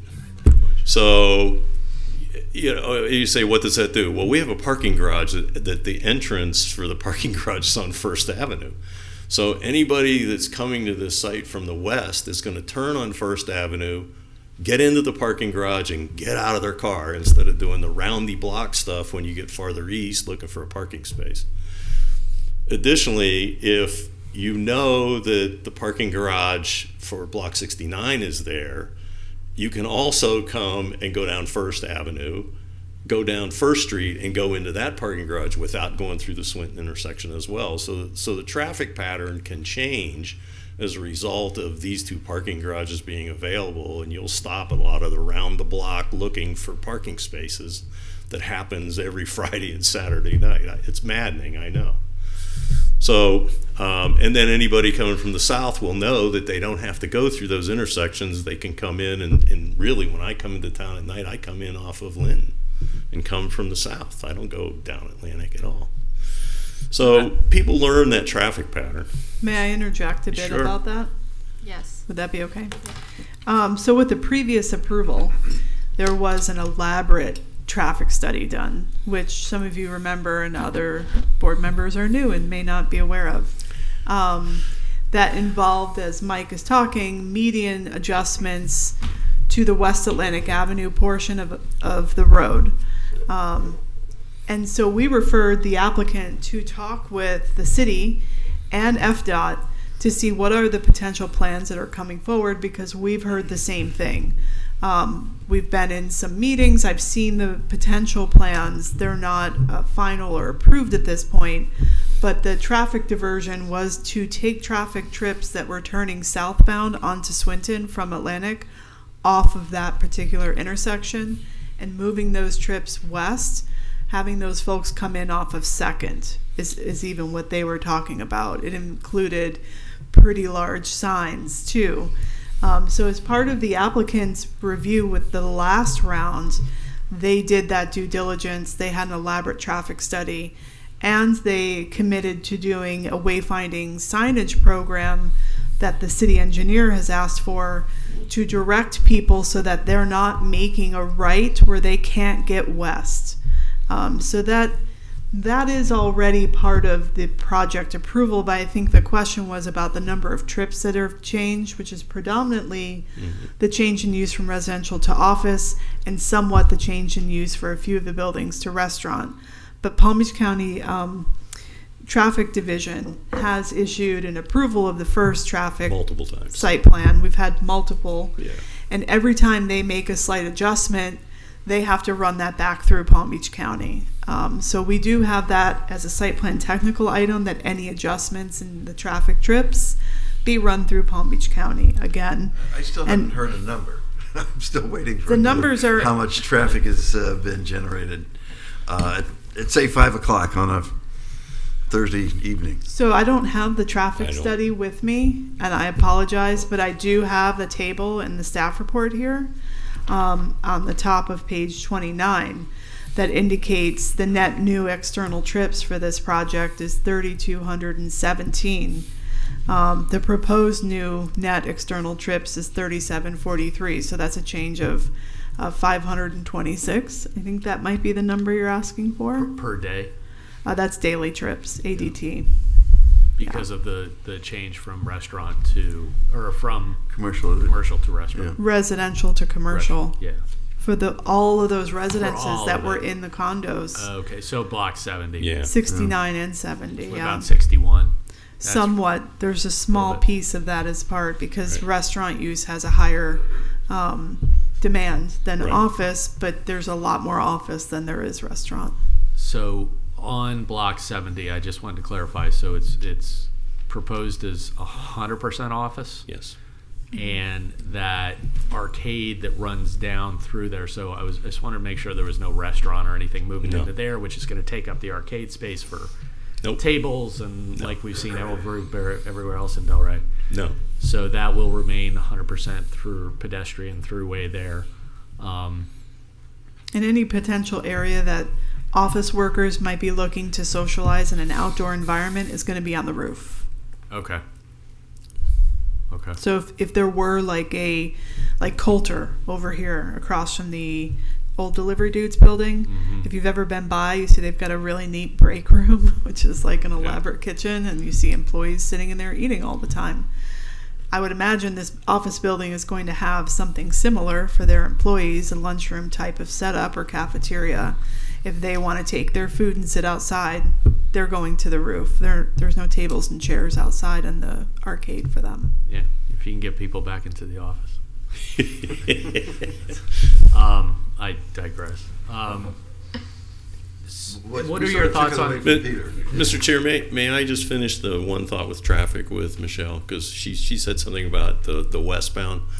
The other significant thing to keep in mind is when you leave Block 61 out of the parking garage, you can go south on First Avenue to First Street and go north on Second. I think that's what Michelle was saying, and get the light to get out of there.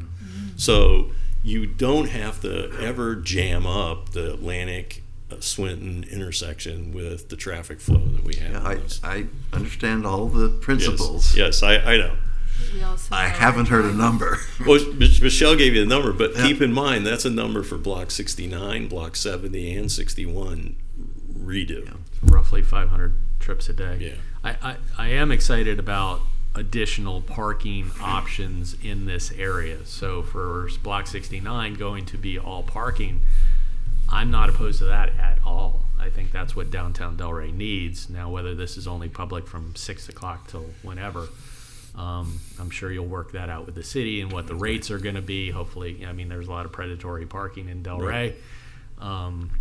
You know, that's way beyond this board's purview, though. So. The other thing to keep in mind with regards to parking, there's a lot of office space here that's empty at night. And so even a lot of the parking on Block 61 is for the office during the day. Mm-hmm. So at night, there's plenty of extra parking because that office space is empty. Mm-hmm. So in addition to the Block 69 garage, we also have space in the 61 garage. Which is the benefit of the shared parking calculation that they were able to utilize. So their parking isn't based, office is this, residential is this, or Right. residential type in it. They're not standalone in a vacuum.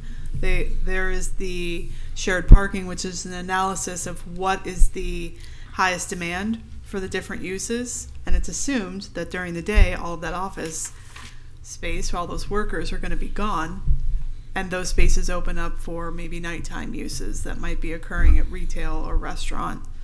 That's not really my concern. I think we all kind of agree in this group that we're overparked in the city anyway.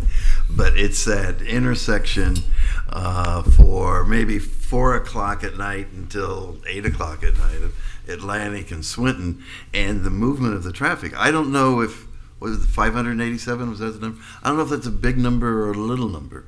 I don't know what it is per hour at 5 o'clock. I don't Well, know that- what it is if now. you- But I do know It's the in the cars staff do report. start loading up from Swinton all the way west to First and Second about that time, Yeah. right now.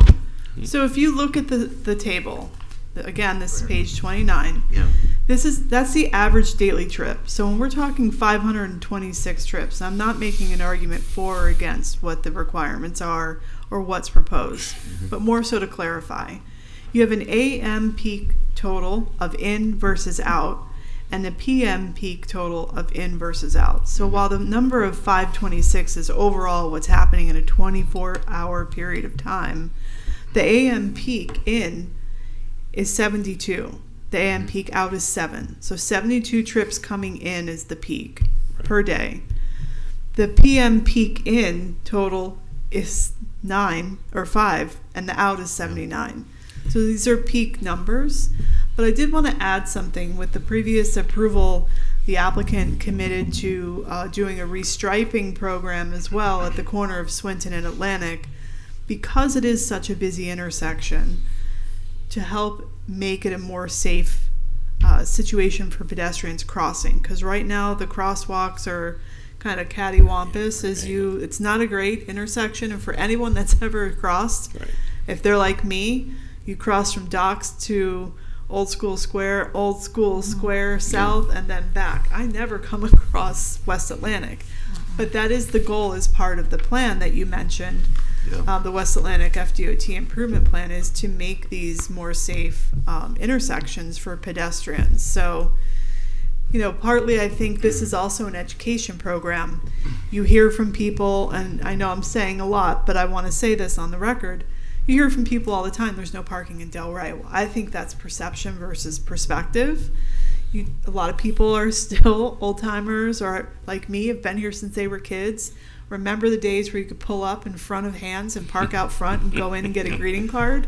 Well, those days are over, right?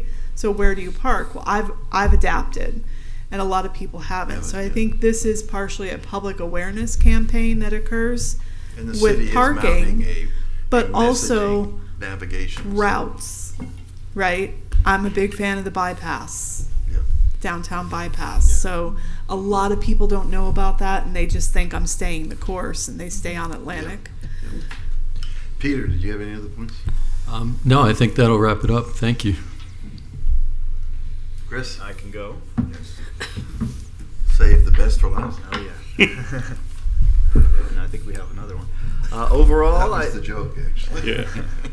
Yeah, overall, I think a lot of the changes are good. I like the paseo change. I think that looks great. I do like the material that you're changing to. The concrete with exposed aggregate is a very nice look with the shell. that you It does mentioned. have some shells in it, yes. And I noticed some different saw cut patterning in different Mhm. areas, so I think that's needed, and I believe the plan had that, so Yes. I like that. The change of the colors to be all white and the consistency of the roof tiles, the cedar shake, I think that makes sense. Let's see, what else? Yeah, the additional green space and the new walkways I'm okay with. The parallel parking waiver, and actually all of the waivers and setback waivers I'm okay with. The windows, even though I don't love the green tint, I think it's very minimal, and I had a little concern of it looking too different from the first floor to the upper floors, but I saw from the samples that it looks pretty similar, so Right. I'm okay with that, and I think that's just how the manufacturers Right. do them. Yeah, There's we're- no way around it. I would prefer a grayness rather than a green tint, but that's just how it is, and Yeah. I think it's minimal. Let's see.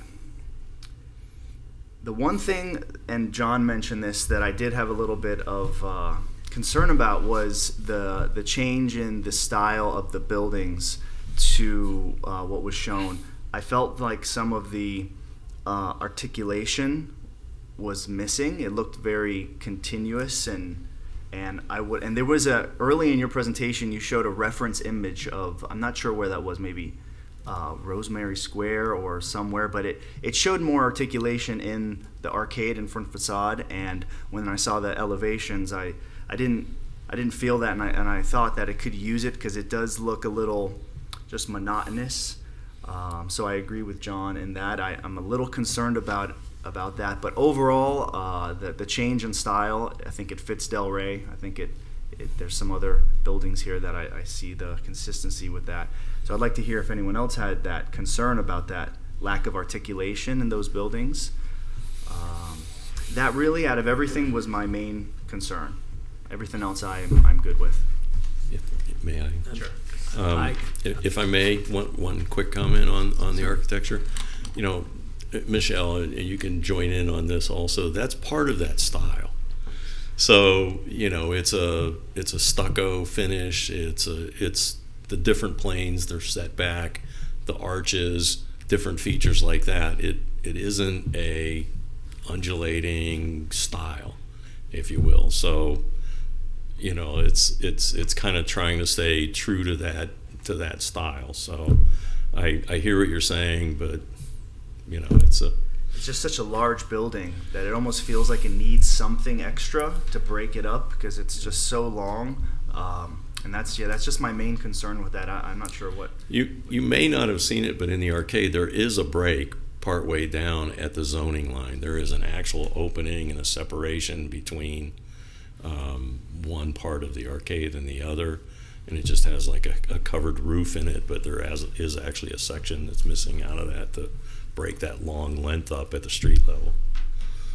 Yeah, we're seeing a lot more of these. I mean, when you have the assembling of the properties and like what you see over on Federal Highway and in, right off Osceola Park there. Yeah. Those are block long, very consistent looking buildings. And, I go back to, many, many years ago, I voted against this. And if it came up again, I'd vote against it again.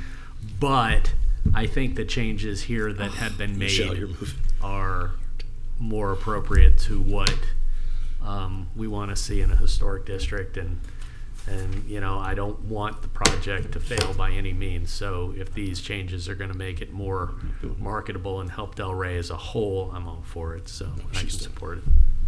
I'd like to say a few things. I kind of agree with Chris on this, that going from all the detail you had to the lesser detail now almost has it verging, in my mind, on Masonry Modern, because it's so simple, particularly on Southwest First.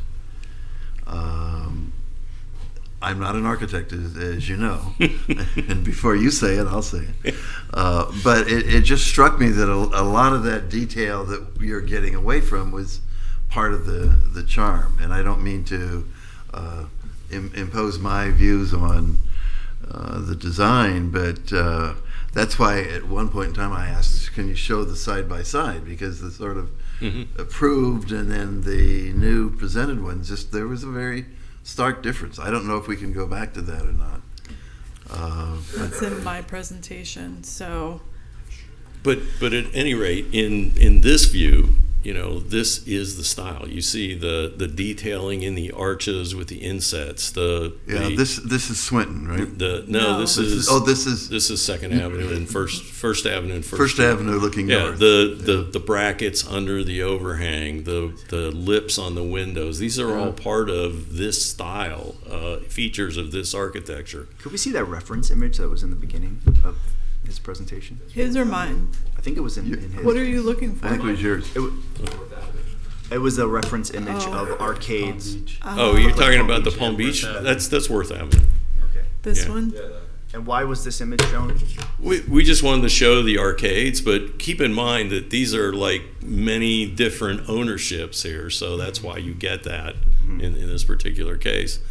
I think partly too, if I can interject, in this multi-year review, we pointed the applicant to a few different places for execution when this shift in style was proposed. Now, I know Mike said he would say Michelle can interject at any point. I'm not going to interject about style because I've said what I've said, and this is board review. But this is not, this was for arcade purposes. This is the arcade inspiration, not an architectural style inspiration that the applicant is highlighting here. I think when this comes out of the ground too, you're gonna. I mean, it's easy to look at the different options and different architecture, but when it comes up and it goes up, you kind of forget about all that. Like I was looking at a blue car, green car, and a silver car, and I have one car now, and I don't even consider the rest. This is such a massive change to this area. A little more simplicity maybe is okay. I think kind of what George said, if you look at the busy facade or the elevation that was on there before, if it's so busy, it almost begins to look homogeneous across it, like a series of, checkerboard pattern. Whereas if there is a little bit more blank space and different proportions as far as openings to windows to walls, I think that's appreciated a little bit. Where you were. I just want to, I will, if I can. There's something going on with PowerPoint that it takes me a whole bunch to get navigated through here. I have to start at the beginning. I don't disagree with John, but it just, that one. That's the garage.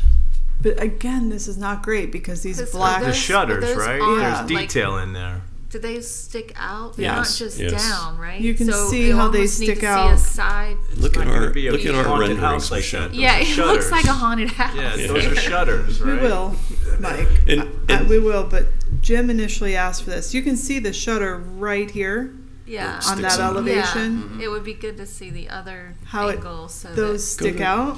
Yeah, if it was like a Go 3D to our rendering, renderings, it would be Michelle. good. I think Yeah. they show on the renderings. So I apologize that I am not going to full screen this because it's going to kick me back to slide one. Can we just go through this down to block 69? Yeah, go down. Yeah, keep going, go down. Keep going down. Keep going down. I mean, going. that's a good picture too. I mean, that's Yeah. 70, right? Yeah, you can see all the detail with the shutters and the detail around the windows. It's very difficult to see the. Yeah, I Yeah, you I can see said the that elevation the break. detail at the top with the even we added the hedge material at the railings at the top to soften that upper level. There's a lot of detail in these Are there buildings. street trees missing from the renderings? Well, you wouldn't have street trees where the arcade is. You'll have, if you go to the 69, you can see the landscaping, what's typical of the arcades. Right, one more, Michelle. Keep going. You're getting there, right there. Because the arcades extend over into the So, public right so of way. yes, at every column there's a vertical plant that This grows is at every 69? column. Yeah. Okay. Yes, And this, and, And I'm just then- gonna, And there would be power lines going across there? in the front this way. But there you can see a better detail of the awnings. I know I'm dragging your image and I'll That's undo okay. it in a second. That's all right. It's fine. The CBD code requires for the arcade that planting that's occurring in the front of each of those columns. So that's why you're seeing green material there. And this planting is typical of what's on the landscape plan. So this is Where are the vines, you said? on the On the we don't grates, have it on the rendered, but on the parking- back on the side where you have parking those arched grates, those are all have vines on them, both on block 70 and the parking garage. Yeah, I think the renderings help, definitely. There there is you some can see. breaking up of the articulation. Maybe it could have used a little more in my view, but overall, I'm okay with it. So those are the shutters, right? Yes. Yeah. So see, they didn't look like a haunted house right there. I mean, No, it that's literally. what I was it warning just you. looked black. Yes. Like it was very hard to tell. That's much Is there better. one wall that's just completely blank? on It one is side? the That's north the wall north. because it's directly adjacent to the Federspiel garage, so there's no setback between them. Or Oh, it's okay. minimal, Yeah, okay. so you can't have openings on that Well, wall. at least we don't have to look at the side of the Federspiel garage. I just have a strong feeling that looks more masonry modern than Anglo-Caribbean. Well, I think in our review, this was something we were a bit concerned about as well, which every iteration added more architectural detailing. If the board collectively had some kind of opinion, now's the time, to be discussing that with the applicant. I'm not going to design it from here from Yeah. any means. So, Well- I mean, I'd be happy to make a motion if people are Mike, ready I just for have it. one more question. With Sure. all the restaurants, if those are all potentially restaurants, do you have an adequate trash removal plan? Restaurants create a lot of trash, and just kind of wondering how you're going to get that off property. At the last meeting, you may remember that we did you may not. I mean, you don't may think not I have was been here. here. I think he Yeah. was on the board, At the yeah. last meeting, we came in with a revision to the west mechanical room, where we really enlarged the size of the trash area to put a much bigger compactor in to compensate for this. There it is. Right here, this is something I personally, I think, hammered in on the applicants about was trash, because a project this size typically air conditions their trash. Yes. I compared this to like being a tiny bit of Disney Springs. Like you never even see trash removal there, right? So they went above and beyond. Excellent. They have a mechanical yard, sorry Mike, Go ahead. that incorporates trash collection within the mechanical yard. The other thing that they have over here, so there's multiple locations. Right there. That's the one I was going to tell you to get to.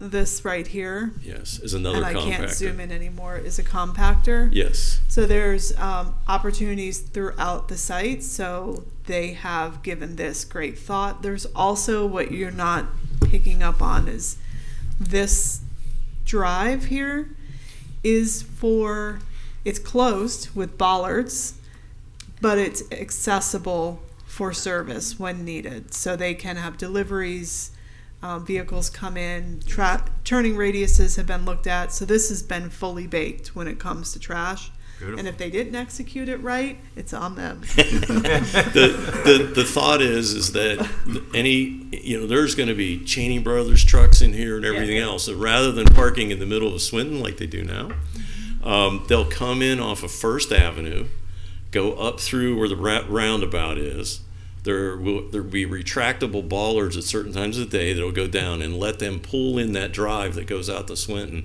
That takes care of trash and all of the deliveries for restaurants and dry goods and everything, all within the site. Nothing's out on the streets. Love it. I had a couple more thoughts. In a lot of it, you have extension of the second story into the public right-of-way on top of the arcades, right, for one story. What is that going to do in terms, and I think that was mostly on Swinton? No. No. So it's just on First? It's on First Street and First. on First Avenue on Block 70, and that's part of the that's part of the arcade code. That when you do an arcade, you can do a second floor above the arcade, and then you get that big step back to the third floor. And then from the third floor up, you get another step back. So it gives you that wedding cake But at design. the street level, you still have sort of that canyonization. No, because at the street level, you're only seeing a 2-story building. No, I Yeah. understand that. Right. But a 2-story building when... But it's versus if you didn't do the arcade, you could go up to the third floor before you did any step back. So into the right of way? No, I'm saying if you did not do the arcade and did a storefront, that storefront can go straight up for 3 stories. So it's a huge difference in the facade of it when you do the arcade, because you're doing a 2-story building with then a very large step back to the third floor to another step back to the 4th floor. You're still going to have, what is it, 20 feet, 25 feet with the 2 stories? You have to have 12 feet on the first floor and 10 feet on the second floor. So, yeah. What was the total square footage on Block 70 that was approved versus what it is now? I don't know what the original square footage was. Just wondering how much more is getting pushed in there, if anything. Well, that's what, and I'm not opposed to the look there, but you're right, to bring that second floor out over the arcade, was it just to add more square footage, or was it, just to give it that look? Because like the this is not the parking garage, but the parking garage over at Old School Square parking garage, the arcade just comes out. It's not, there's nothing above on top of it. Yeah.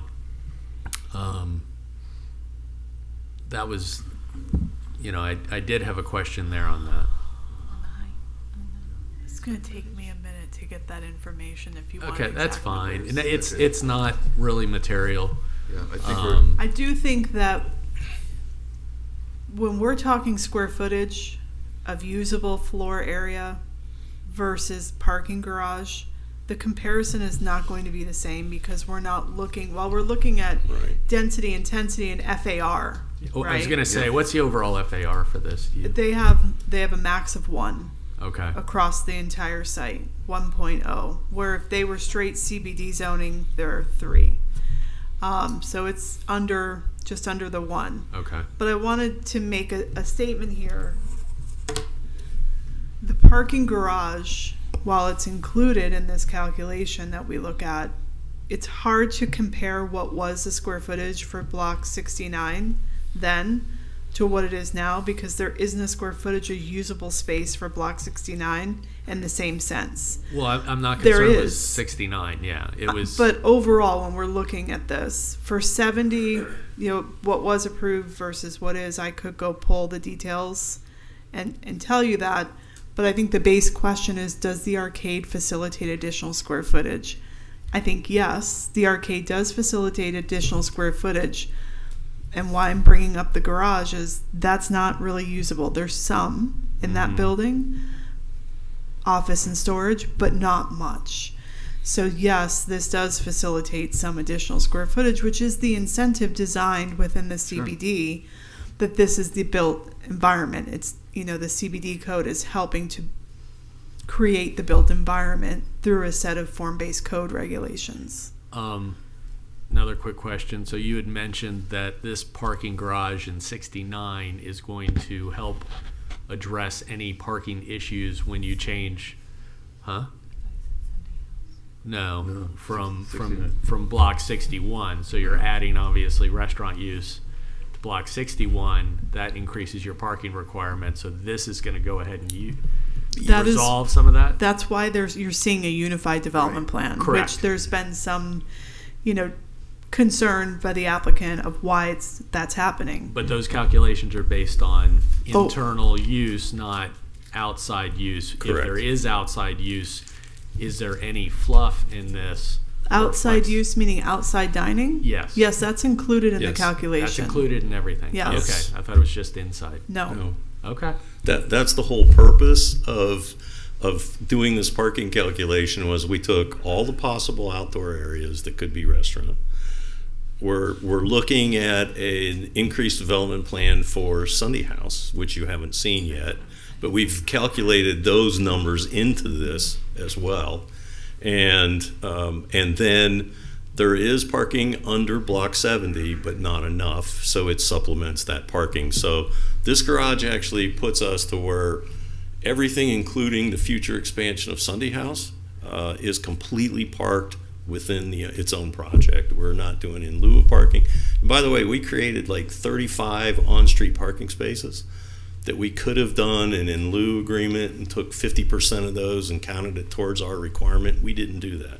Okay. So there's additional on-street parking that we didn't even count. So there's a lot of So parking. I have one last question. That in the design that was originally approved, there was sort of a Gaudi-esque feeling, particularly around the Paseo, and it wasn't just sort of gray with some shells in it. It had colored glass and all of those sort of features. And I'm just wondering, when you walk in now, is it all going to be just the gray shell rock, particularly if we're doing pouring of the concrete rather No, than... there's still the landscape plan is all there, and there's planters everywhere, and you have seat walls and you have seating, and there's a lot of things going on in that paseo. But primarily it is a 20-foot wide pedestrian walkway that goes up through there. But it was more decorative. Well, there was also concrete benches on the original, that we were Yeah. concerned about. And That's that's not there now. Original that's The been original, modified and now yeah. approved. Right. Yeah, right? That's what Right. you're talking about? Yeah. Yeah, But I don't Yeah. remember the colors. yeah. That So was the in the, house colors the changed, right, first to white. iteration. That was First- what, 17 or 18, 2017, 18? Somewhere in there. Yeah. Okay, are we ready to vote? Somebody want to make a motion? I'll be happy to. Just one comment. You said themey for the house. Yeah. It's teamy. Teamy, okay. Pronounced teamy. I tell you, if I may, I can't tell you enough about the Historical Society. They are just amazing people. Thank you. Yes, of course. That's right. You guys are on there too. But You and all, they have helped us appreciate this project so much by giving us all this information and the history and pictures and newspaper articles. It really gets you excited about the project. Staff does speak very highly. of you I guys. wish we could do a night of just telling you all the history. Well, hopefully in That's great. some of these historic structures, that story will be told. Yes. So, Yes. but I'd like to, Mr. Chair, I'd like to make a motion. We approve the Level 3 Site Plan Certificate of Appropriateness 2023-253, Landscape Plan, Architectural Elevations, Variance, and Waivers for the property located at Sunday Village, Old School Square Historic Arts District by finding that the request and approval thereof is consistent with the comprehensive plan and meets the criteria set forth in the land development regulations. Second. Any discussion?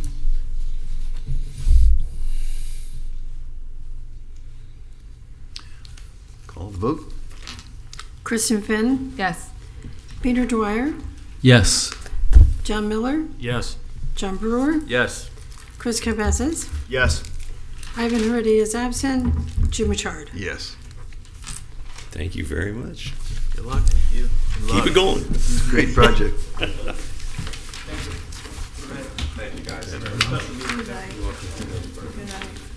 It's the shortest one you've had, right? Keep those parking garage is a secret. Just Yeah, right. Yeah. just here. The fetish wheel is kind of a secret. Nobody still. knows because it doesn't look like a parking garage. Yes. So, All right. Anything else, Michelle, that you have? Remind us of our meeting next week. February 7th. Yep. I think we have 4 cases on the agenda. Couple with variances and site plan modifications, but ultimately much smaller in size. And so you'll see the reports. I sent all that link today. I do think, and I don't know that now is the time right now, but I do think we need to have a more developed discussion about what you want for windows. Now, what we've seen will start coming through the staff reports is that we're indicating, glass will be clear with no tint, no reflectivity, and now we're adding no low E. So we've started adding that for historic structures, but the issue is going to be more new construction.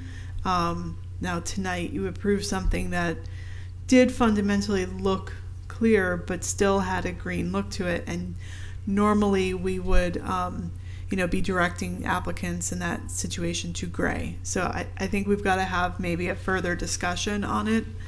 I don't know if I have the bandwidth right now, or And if you Peter, do. you were bringing up the low iron thing, which seems like a whole nother variable that gets thrown into the mix Right, now. but it's so expensive that I don't think anyone's going nobody- to select okay. it. So our properties that use the most expensive materials are typically the eastern properties over on the beach or the barrier island.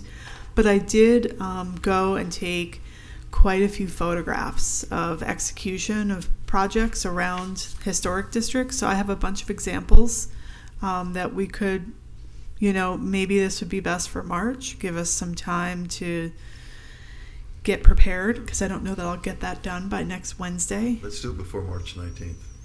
Well, our first meeting is the first week of March, so we Yeah, could there you go. certainly Yeah.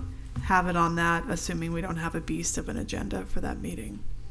Now that this project, Delray Villas, and the Atlantic Avenue Historic District project are somewhat in staff's review mirrors, we can kind of breathe a little bit. We have been running wild, crazy with applications and deadlines, so we can focus on that in March. I had 2 questions. One was Atlantic Avenue Historic District, because initially when this got put on hold mid last year, it was going to be brought up before the end of the year. That obviously didn't happen. Is there a timeline for that going forward? So we're analyzing incentives that were raised as suggestions during our meeting with all of the property owners. So there's analysis that has to continue with that, but to be honest, again, we have not had bandwidth to focus because these projects have been, I want to say it respectfully as possible, demanding a lot of our time. So as far as a designated date, we don't have that. I did get word yesterday that and I believe that this is slated, but it's not been published, so don't quote me if I'm wrong. But I believe our next workshop meeting for the City Commission, which is February 20th, we are going to address the status of Frog Alley. Oh, great. And what's happening next with that, because there are some steps that have to be moving forward. And for the board members that aren't aware, Frog Alley is an area in the southwest neighborhood that we've studied for potential historic designation. So we'll be providing probably a 10-minute presentation to the commission at that meeting and looking for some direction. So it's been prioritization issues too, which are we to make the priority. So I think we'll have a more developed schedule as we enter the spring. So that's a workshop at what? 2 February o'clock, 3 o'clock? 20th. I Probably 3 think they o'clock. start at 2 or 3. Okay. Also remember, we brought up the historic Atlantic in the summer, and you said it was not enough people here. And this is the season now, and I season know. ends, what, in May? April. I was April, concerned right? that Yeah. Mhm. we're April. going to go into another summer and we can't do it in the summer because Well, I nobody's think here. the But everybody big should thing know was about it. we've done the due diligence, we've done the legwork at this point. So if it ends up at a board meeting close to the time frame when the season's ending, we've had the public one-on-one meetings, we've had the symposium, we've asked and begged for the feedback. So I think we've done the work. But that is definitely a great point, which I'll bring back to our management team. And then the other concern I had was I was driving by the Sunday projects, 6970. I went around. I saw H&M had put in a PVC fence that was very low and very crooked. Did that get approved? It was before we were on the, or I was It on did. the board. The board So that- did approve it. That Yeah. was approved. We tried to encourage the property owners to have a second consideration and try to use an authentic material recently. And they are holding steady to the fact that they have PVC on their approved plans. So, yeah, board approved that. All right. It looks horrible. So. Do we have haven't any seen it yet. update I'll on have to the, drive by and see it. Drive by. You're and talking say, on Swinton. Yeah.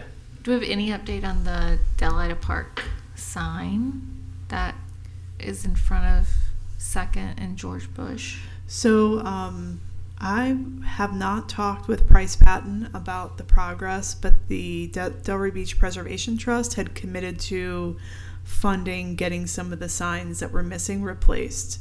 So I don't know the status of that, but I could certainly check in with him, or if you all see him, you could ask him too. Okay. But I could bring that back, yeah. I have a technical thing. Does anyone else have their iPad crash when they try to open up the plans?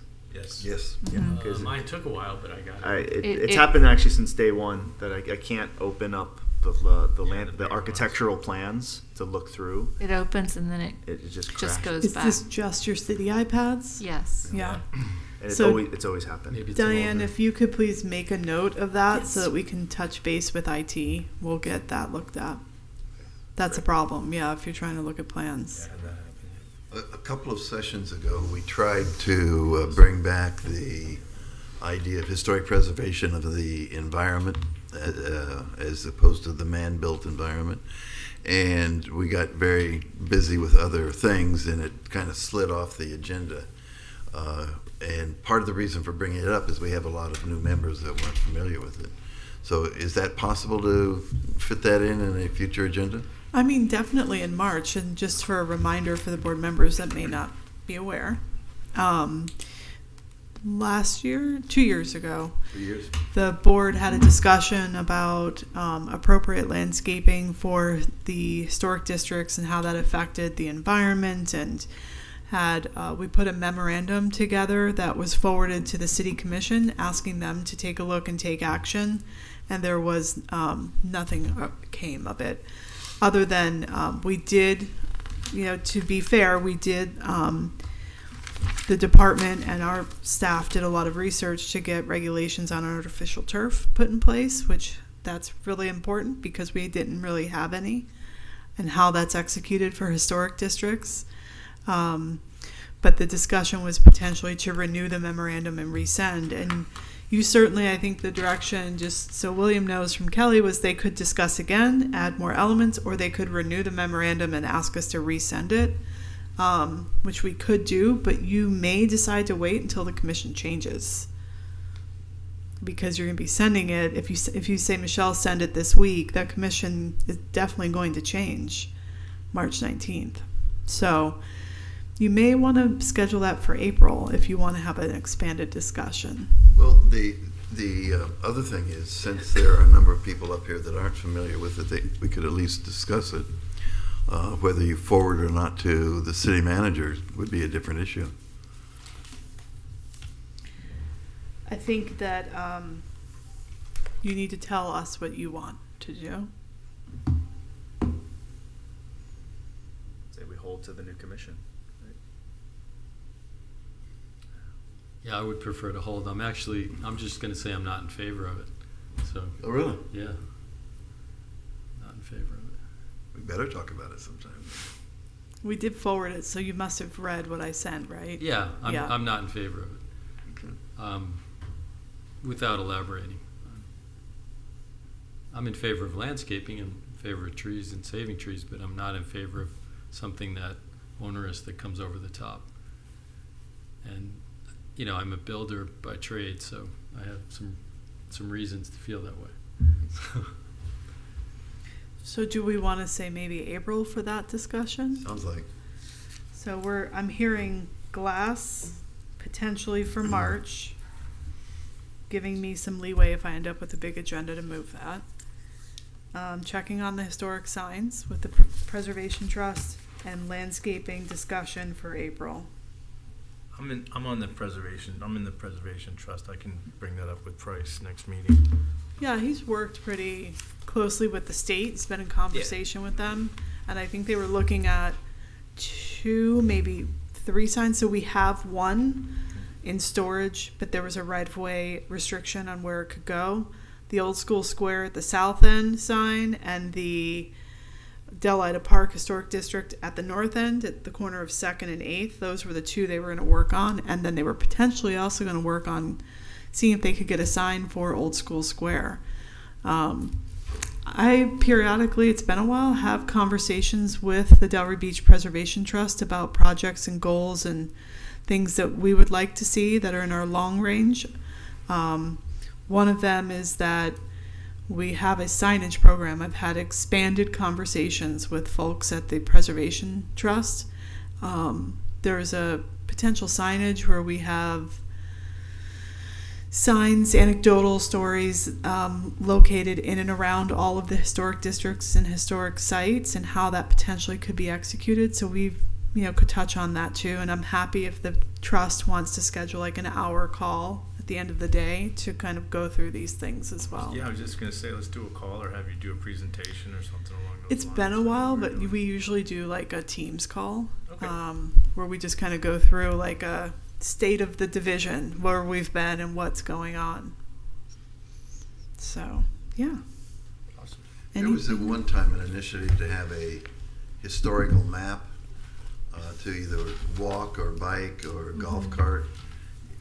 Has that ever gone forward? We started to put an app together that was people could do like a walking tour. I think it proved kind of costly and trying to figure out the best ways to do it. And I think what we did instead was hired someone to run our social media and kind of the overlay that we're talking about, the historic overlay. And I think it's still there. It's a germ of an idea that's kind of started, but I could definitely mention that where we're at with that. Palm Beach has a walking tour, right? Isn't it? It's a man that dresses up in old attire, and every Sunday he does a walking tour down Worth Avenue. We've had a walking tour in Delray Beach. I've done walking tours, and then we also have Charlene Farrington over at the Spady Museum, who advertises. They're advertised where you can go do a tour around the historic districts, and those are ongoing. We also have a brochure on our website with a map and the location and histories of all of the historical markers. That's been updated and added to the website. But the sign program I'm talking about, that was the conversation we had with the Preservation Trust, was maybe trying to intersect the ideas so that the app coincided with the signs that we wanted to see the city basically take all of the existing red pulled signs that are out there, because they're coming out for new wayfinding, and repurpose them, paint them, put new information on them, and use the sign. So like almost a recycling, reuse project that would intersect with the app. The app did launch, and they had one historic district on it, but it was, it needed more work. Is this the My Delray Beach app? No, it was the Preservation Walking Tour. But there are walking tours. In fact, we're discussing internally what events we can have through the cooler months, and do we want to do another walking tour? One of our favorites to do is Bankers Row. Bankers Row, yeah. But we've got some others as well. So there are resources out there, and you're giving me an idea. And if Michelle and Katharina are still here, I'm thinking, can we get like a walking tour page on our website that would direct people to all of these resources? Years ago, we did one for biking for Human Powered Delray, and it tried to include all parts of Delray, and would have a little description for caisson cottage and so forth. It was sort of cheap and easy. It wasn't really as well researched as it could have been, but it was a start. And that might be a basis to look at. Yeah, the basis I was utilizing and the idea I had was following a trip to Philadelphia, and we were walking around Philly and seeing all of the signs, and they have just signs that are small and says, Girl Scout cookies. This is the first location of all the Girl Scout cookies that were done, and this is where so and so rode through town, and there were all of these spots, and the signs were kind of like the markers but much smaller. And they were great, and I'm like, why don't we do this? Because we've got such great stories to tell. Yeah. So That sounds good. Cool. thank you. All right. Are we done? Well done. Thank you, everyone. Well done. 9:55. Oh my gosh, it's 10 o'clock. Oh my gosh. I think we did okay. Thank you for all your hard work, Michelle. Oh, thank you to my team. All of All of us. Diane, too. Yeah, but not all of them. So Yeah. it only starts in like 1920 something. So